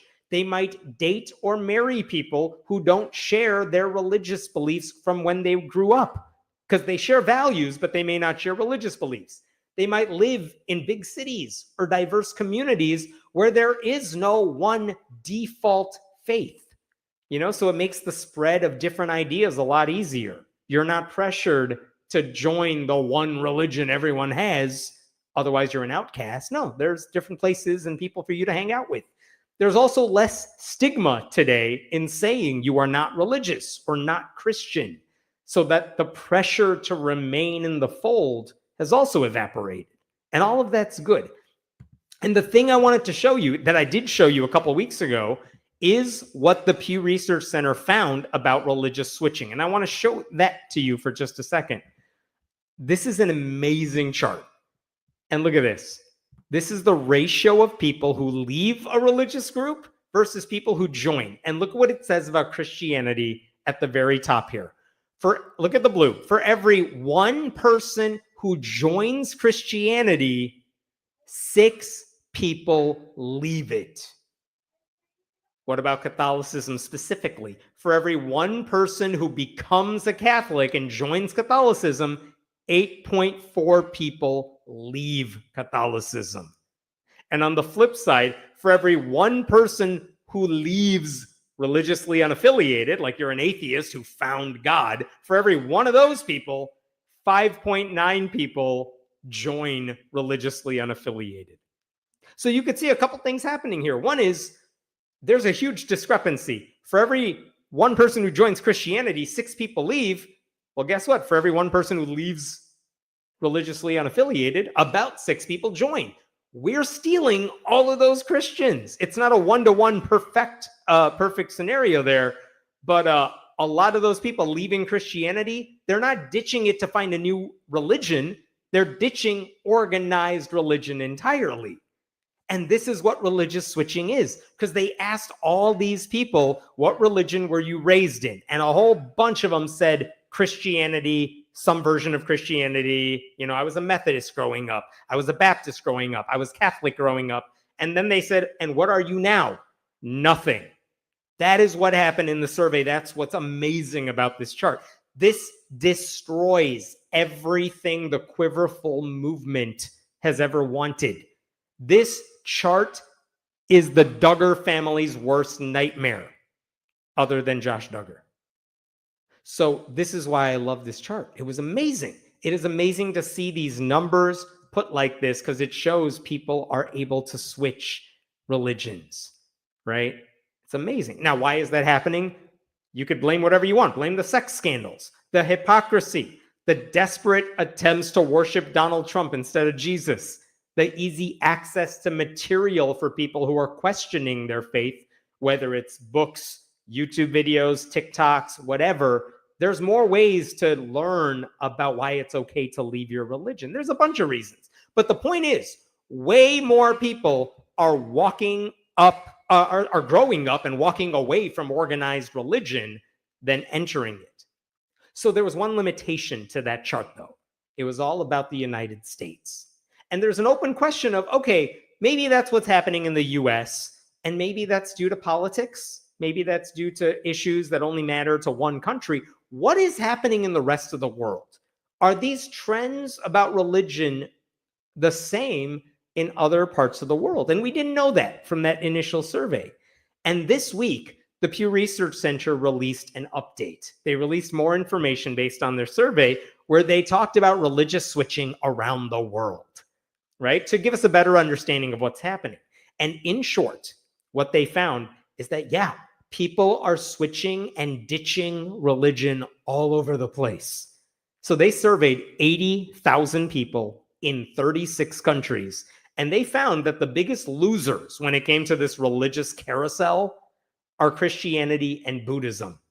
In countries that are predominantly Christian, people are walking away from Christianity. In countries that are predominantly Buddhist, they're walking away from Buddhism. And in fact, while 28% of Americans now say they are a different religion than the one in which they grew up, and a lot of that 28% are Christians who have left Christianity, guess what's happening in other countries? Let me show you this. Again, America, 28% of people have switched religions, mostly leaving religion. But look at this right here. Here's the US at the very bottom. There's our 28%. There we go. Right above my head. US is at 28%. But look at what's happening at the top here. South Korea. 50% of people in South Korea have ditched their childhood religion. In Spain, 40% of people have ditched it. Canada, 38%. The UK, 36%. Look at all these European, Scandinavian, we got Australia in there. These countries have more religious switching and ditching going on than the United States. And those are countries that used to have a whole bunch of Christians. And now they are losing that.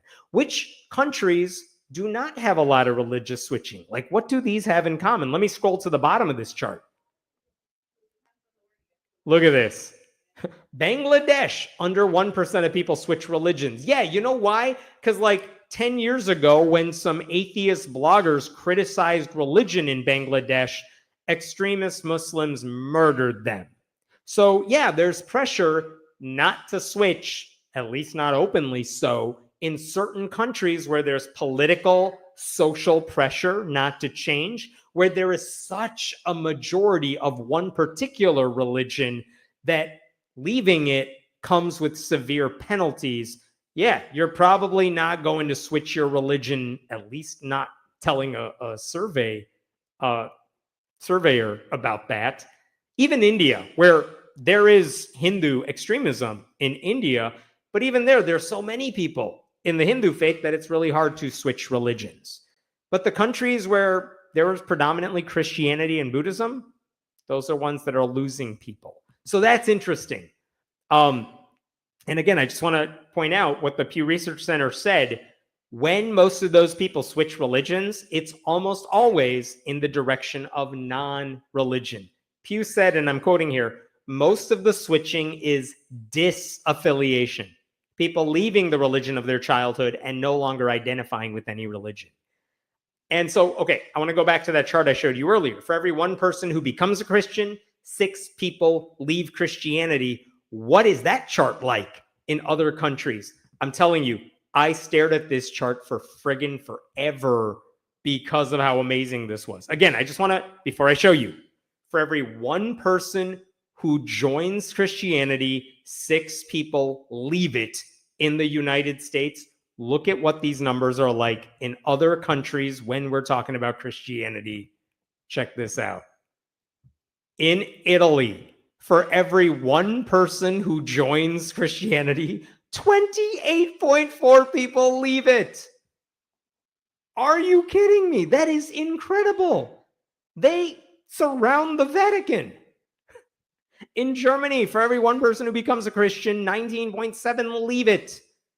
I thought the US was like the outlier. Wow, for every one joiner, 6 people leave Christianity? That's insane. That's such a big difference. And then I saw that, every other European, Scandinavian country crushes us on this. This is amazing. There's the United States again.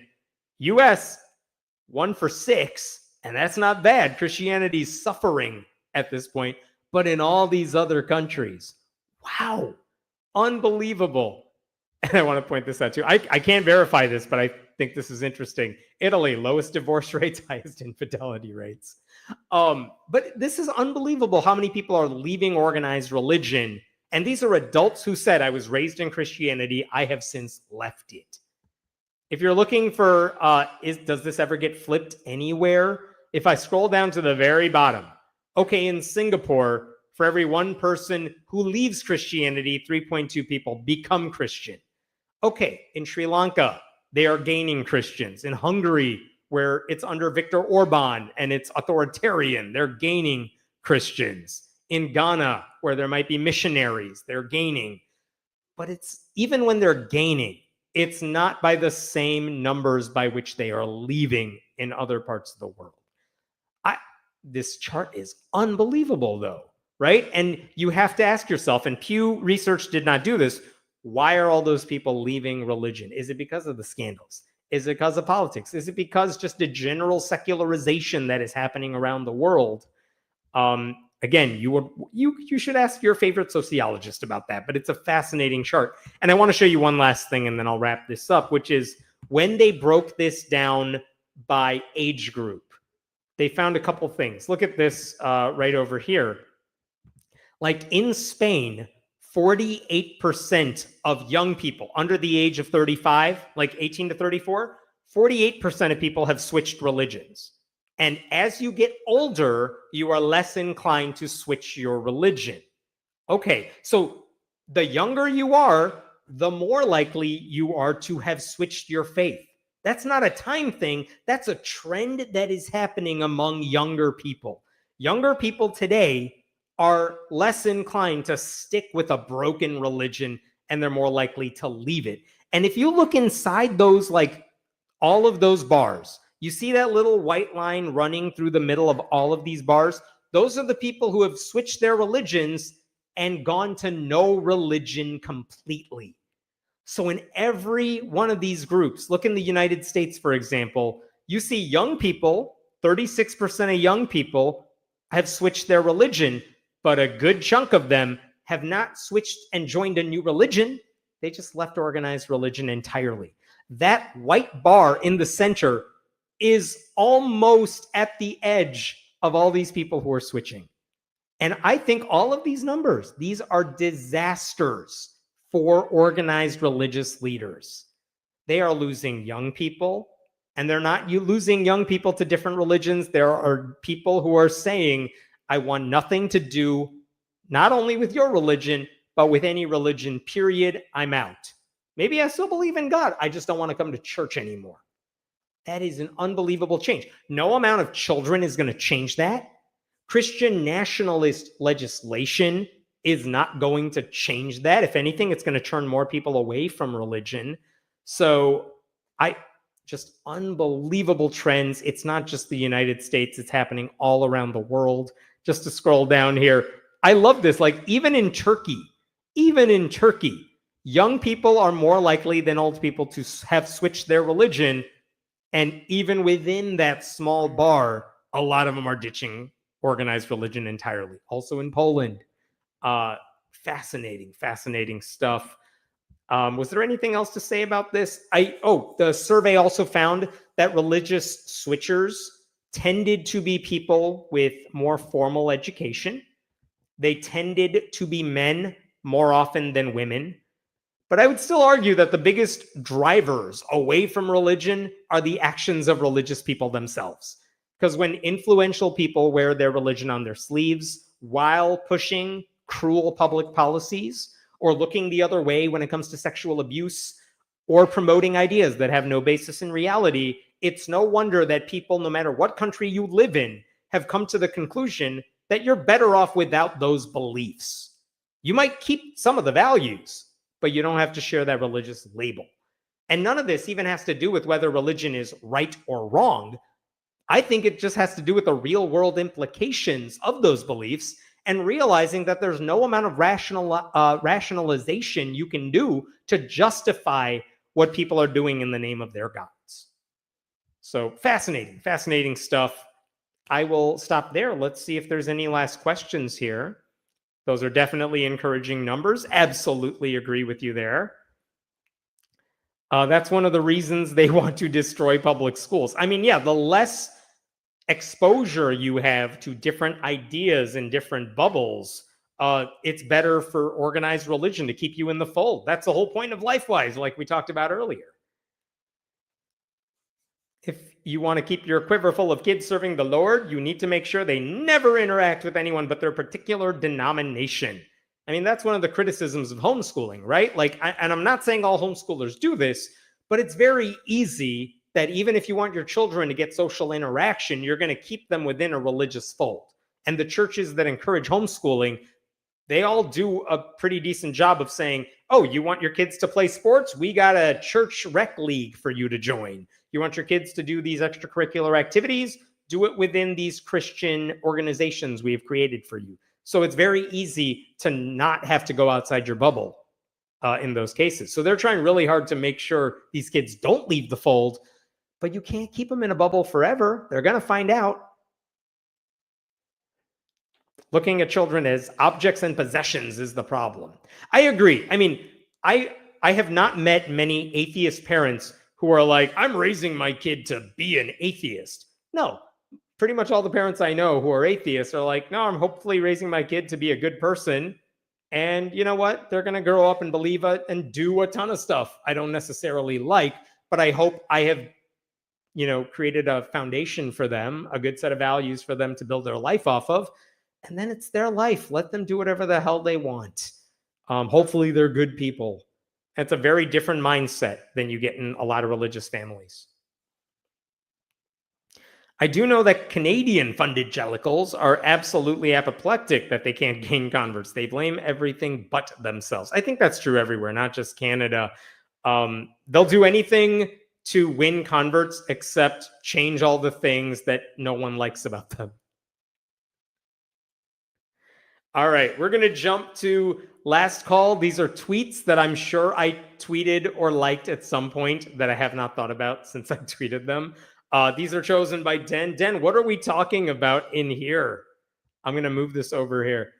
So Mary Miller, who is a congresswoman from Southern Illinois, very, very Republican, very MAGA, she said in response to Donald Trump and whatever Republicans have said, we are going back to male and female, and males are not allowed in girls' athletics. They're not going to be allowed in girls' private spaces. which is interesting because Trump totally barged in on women in their private dressing rooms when he was running Miss USA.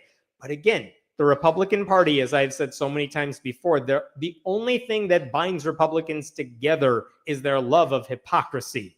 So, like, you can't play gotcha with them because they don't care. What else we got here? Oh, this is fascinating. So J.B. Pritzker, the governor of Illinois, where I'm from, he's kind of been the anti-Gavin Newsom. Gavin Newsom used to be the guy that a lot of Democrats thought this guy could win a presidency in 2028. And his big thing, and he was great. He would go on Fox News and do debates against Ron DeSantis, moderated by like Sean Hannity. And it's like, you know what? If you need someone to go push back against the right, he's not bad. And now he's doing a podcast where he invites right-wing crazy people onto his podcast and like cheers them on, doesn't push back against them. I don't know what the hell Gavin Newsom is doing. Meanwhile, J.B. Pritzker, who is a billionaire, and I didn't love that about him the first time he was running for governor, and I didn't vote for him in the primary that year. I don't know, man. He's been great in the state of Illinois. He's been fantastic. And this week he gave a speech for the Human Rights Campaign where he talked about these attacks on LGBTQ people. And I think, Dan, if you could play this clip and we could hear what J.B. Pritzker said. And in the midst of this existential fight, this battle that seems to consume everything, well, let's not take the soul-sucking path of sacrificing the most persecuted for that which we deem to be most popular. I know that there are transgender children right now looking out at this world and wondering if anyone is going to stand up for them and for their simple right to exist. Well, I am. We are. We will. Love it, man. You don't have to be afraid of trans people or talking about them. You don't have to cede ground on that front because you think it's going to win over voters who already hate you. Like, the least you could do if you're a Democrat is stand up for civil rights. And I don't get why other Democrats aren't doing this like Pritzker is. But again, I am so warming up to the idea of Pritzker running for president and choosing AOC as his running mate. This is what my fever dream is telling me right now. I'm sure they'll blow up at some point in some horrible way, but it would be funny to me to see AOC, the supposed socialist, running alongside the billionaire. I just think that'd be funny. But Pritzker's been really great about speaking out about this stuff. I hope he keeps doing it. I hope he keeps getting attention for doing it and then gets called to do more interviews at the national level. But that's a clip that went viral. That wasn't even on some TV show. That was just a conference speech he gave. Oh, can't wait to meet you at the art protest. I hope I can go there. I'm not sure I'll be able to. We'll see. All right, what's this one? This is from AOC. She and Bernie Sanders were doing these rallies at different cities in states.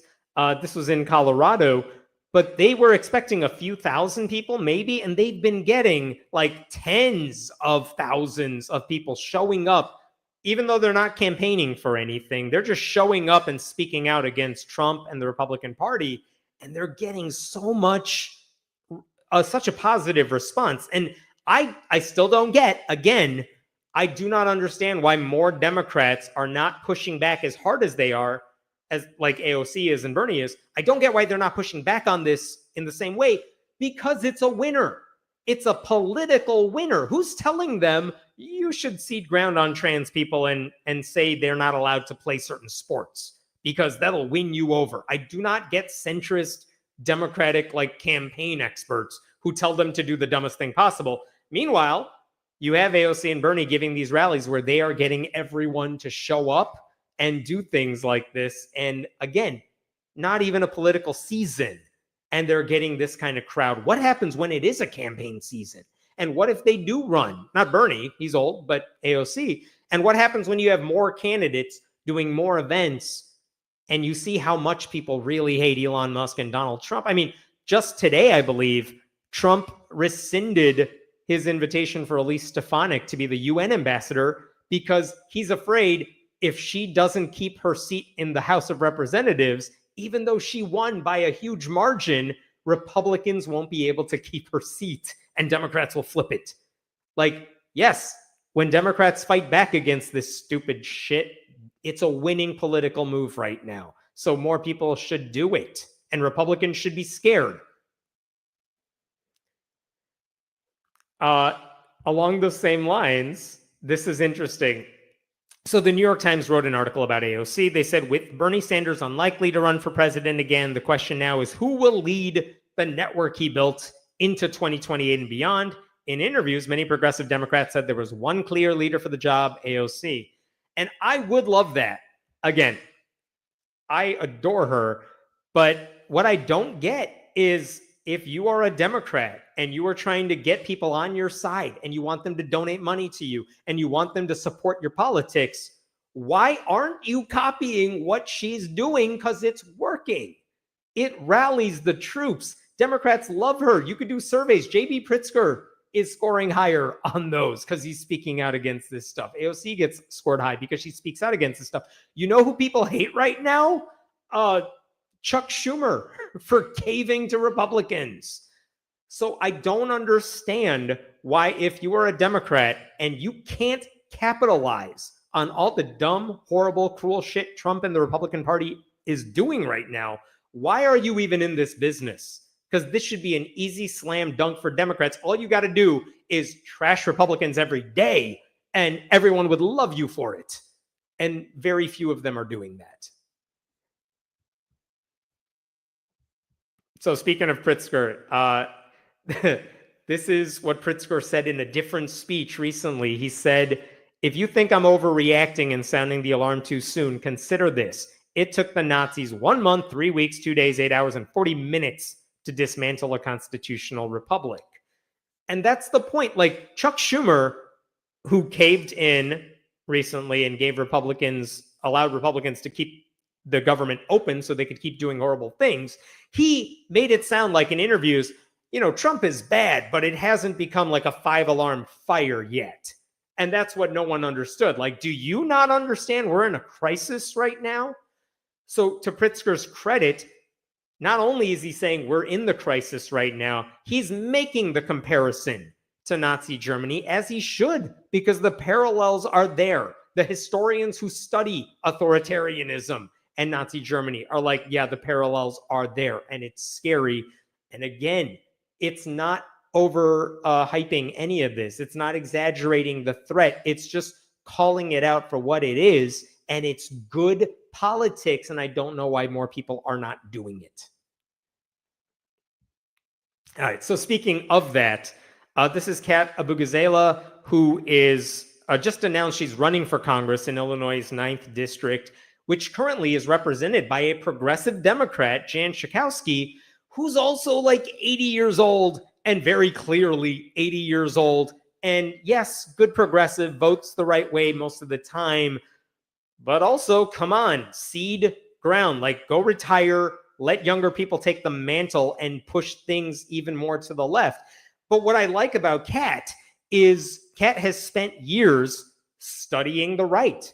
She's in the same, we never worked together. I don't know her personally. I've never met her, but she's in the same realm of commentary where we spend all day looking at what happens on the right. We look at what Republicans say and do, and we write about that stuff. In her case, when she worked for, I believe, Media Matters, her beat was watching Fox News every night and writing articles about the crazy shit that happened during like Sean Hannity's show or Tucker Carlson's show. So she knows exactly how Republicans talk. And this is her introduction of how she's running for Congress, which again, I think she has said literally 2 months ago, she didn't think she'd be doing that stuff. She wanted to keep talking about what the right's doing, but she felt pressured in a good way. Like, I want to change this shit. I can write about it. I can make videos like this, or I can actually run for Congress and do it. And I want you to watch this video because it's just blunt and honest about the threat we face. Donald Trump and Elon Musk are dismantling our country piece by piece.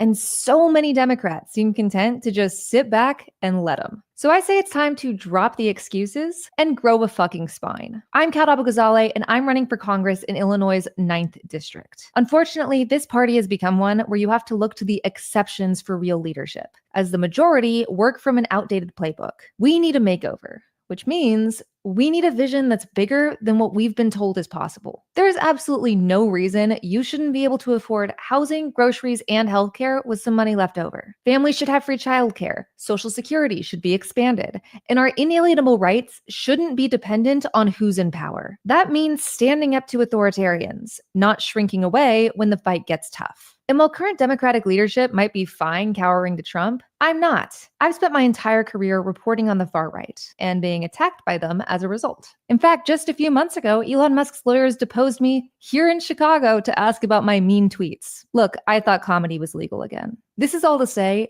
I'm not scared of standing up to these people. I know how they think, and I know how to beat them. But my campaign itself is going to be different too, because I don't want to wait a year to help people. We're focused on meeting constituent needs with one simple rule. What if we didn't suck? My campaign and I would rather spend our money on book drives and clothing exchanges and public events than fancy fundraisers for rich donors. I also want my campaign to be as transparent as possible. That's why I'll be posting regular videos about the costs and steps of running for office. We all deserve better. We deserve human rights and financial freedom and a party that stands up to authoritarians. We deserve to thrive, not just survive. And I plan to fight for those ideals both on the campaign trail and in Congress. If you want to know more about me and what I believe, you can go to catforillinois.com. I do need to mention that campaigns cost money and ask you to contribute what you can. But I promise your donation will not be wasted on old, ineffective tactics. No spammy guilt trip texts, no focus groups to test my views, and no grifty consultants who care more about their paycheck than actually winning. It's time to challenge the status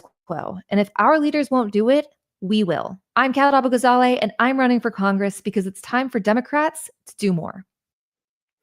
Again, love it. And even if she doesn't end up winning the primary, and whoever wins the Democratic primary in that district is probably going to be the person who gets to Congress, the idea that someone who has documented, watched what the right wing has done and understands when you're being lied to and understands how they talk to each other and what language they use, and that what people want more than anything else are people who are willing to call that shit out and stand up to it.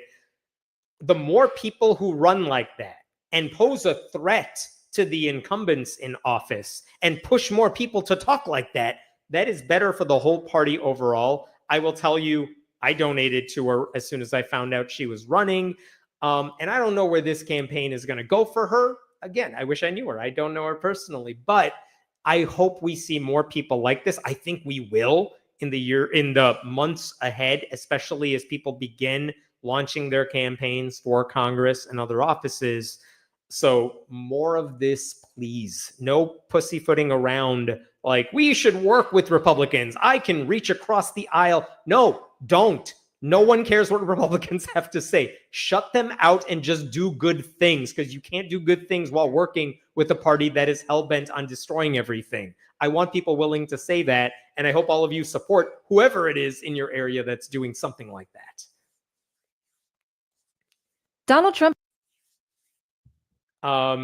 This is something Kat posted on her website under her policy positions. But this is what she said about LGBTQ plus protections. Some Democrats might be happy to throw trans people under the bus for an interview with Steve Bannon, talking about Gavin Newsom, but I am not. I refuse to meet this GOP smear campaign with anything except unflinching solidarity with the queer community. Now, is that the right political thing to say? Who cares? It's the right thing to say. And again, the more people who speak like that, and Gavin Pritzker, JB Pritzker is someone who has been speaking like that. And I think it's good politics for him too. So again, why aren't more people doing this? They should. If you live in Wisconsin, there's a big race coming up on, I believe it's April 1st. But this is very interesting. There was a special election in Pennsylvania this past week. There were 2 seats up for grabs, I believe. One was in the House of Representatives in Pennsylvania. Democratic district. Democrat was probably going to win.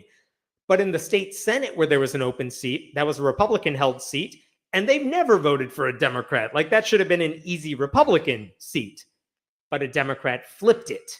And and according to this tweet here, the Democrat who just flipped that very Trumpy seat in Pennsylvania, what did that person do to win over a very conservative voting base?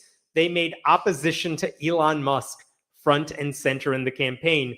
I forgot the guy's first name, but it was Malone. Malone said Saturday that his campaign volunteers have heard concerns from thousands of voters over Musk's work with the Trump administration to reshape the federal government, which he said has led to benefits for veterans, retirees, and students being cut so Elon Musk can get a tax cut. Josh Parsons, the Republican, might be okay with that, but I am not.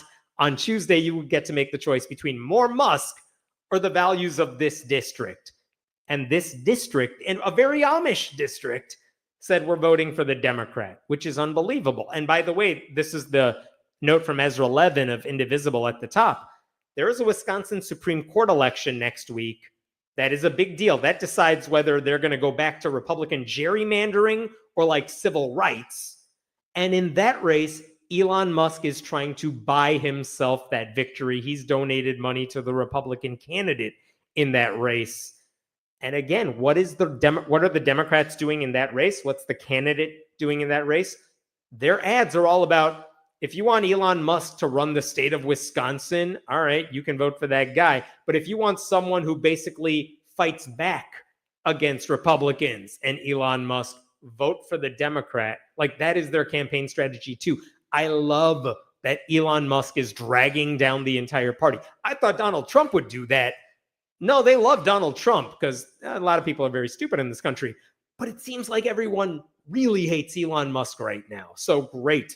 Again, it's good politics. It's good for the country. Trash Elon Musk, trash Tesla, make him the butt of every joke. He can't handle it because he has thin skin. And his companies they're not wealthy companies because he makes good products. It's because he hypes up the products and people fall for it.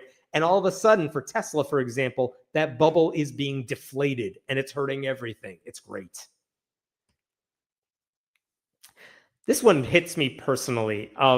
Like, if you ever meet me in person and you want me to bore you for hours on end while we get coffee, get me talking about the national parks because I love them. And every time I have a break and I can get away from somewhere, I'm just finding a national park and I go hiking for days on end. Yosemite is one of the best. I hope to go hiking on Half Dome later this year if I get my permit to go. I've already entered the lottery. But this one of the things the Trump administration has done is fire a lot of the workers at national parks. Seasonal workers, people who have only been working at these parks for less than a year, which is a lot of their staff because they hire seasonally at a lot of these places. Not everyone's a lifer on staff at these places.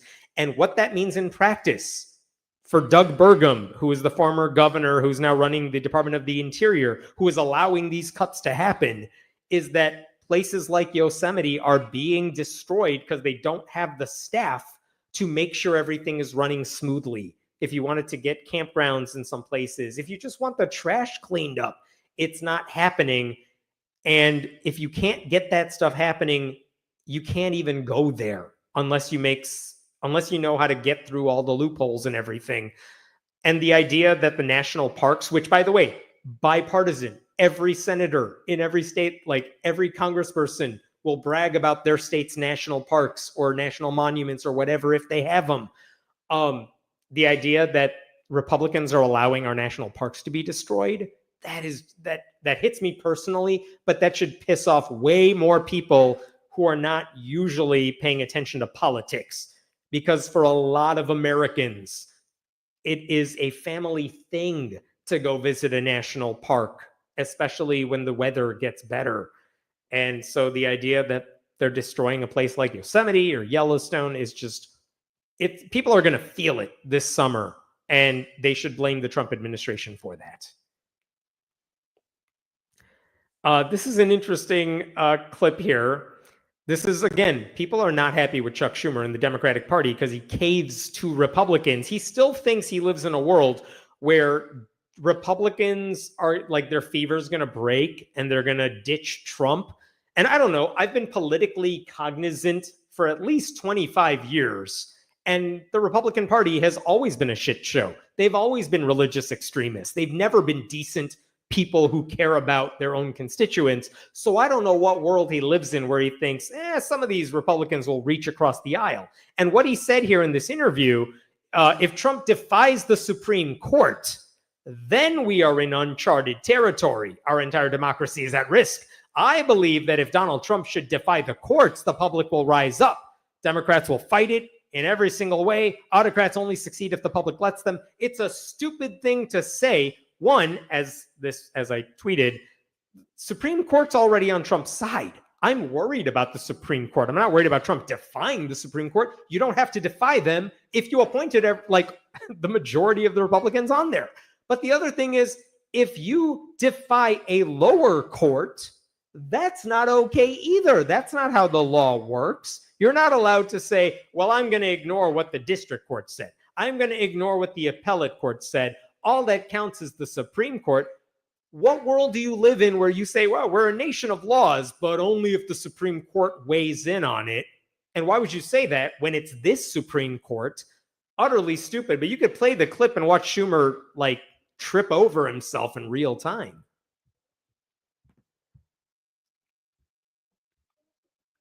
Look, this is an extraordinary moment. It does require extraordinary action. If he defies the Supreme Court, then we are in uncharted territory that we haven't been in for a very long time. And our entire democracy, this whole beautiful enterprise of democracy that we've had for over 240 years, is at risk. And look, I believe that if Donald Trump should defy the courts, the public will rise up. Democrats will fight it in every single way. And I believe, autocrats only succeed, Kristen, if the public lets them. But if the public is so angry and takes action, and certainly we Democrats will, it will trigger a mass movement from one end of the country to the other, something that we haven't seen in a very long time. That mass movement is happening, and Schumer's Schumer's one of the only people who has the power to do something to take the baton from all those people who are protesting, but he's not. He doesn't think we're in that crisis. He's waiting for Donald Trump to defy the Supreme Court as if we are not in a crisis yet. I do not understand why Democrats continue to let him be their leader in the Senate, because they could change that whenever they want. But again, that should not be the standard bearer. He is the most powerful Democrat in Congress right now. Hakeem Jeffries in the House is one of the most powerful Democrats, and neither of them seem to talk like they're in a crisis. They keep saying it will happen. The people are gonna get mad. No, they're pissed now. That's why when Bernie and AOC are going on tour and doing their rallies and saying this, and Pritzker's doing it as well, they get applauded and praised. And so many people fall for that message in a good way because they're saying the truth. Chuck Schumer's acting like Republicans are his friends. They're not. I don't know why he doesn't get that. I don't know why he doesn't surround himself with anyone with the guts to tell him that. It doesn't make sense. Oh, yeah, this is Chuck Schumer, too, saying, we will win, we will win. We're losing. And unless you have the person there who can fight back and rally the troops on our side, it's not going to happen. Like most Americans who are not paying attention to politics every day, they're not following the politics of it all. They don't know who to blame for anything, but they like someone who talks like a winner, and Chuck Schumer talks like a loser. Look, this is an All right. Last couple things here. I had a Slate crossword this week. If you go to slate.com and search through their crosswords, you can find the one I posted earlier this week. It's fun. Go do it. It includes a hat tip to a show I just watched, which was unbelievable. I won't give that away. And also, if you go to my Blue Sky account at friendlyatheist.com, there is a link on there if you want a discount for my newsletter. I hope you subscribe. There's a 20% off coupon if you go through that link, but you could subscribe anyway by going to friendlyatheist.com. I think that's it. Thank you, Den, for helping me out with all of this roundup. Thank you all for sticking around on a Thursday night. I appreciate it. And I won't be here next week. I will see you in 2 weeks, and have a wonderful weekend.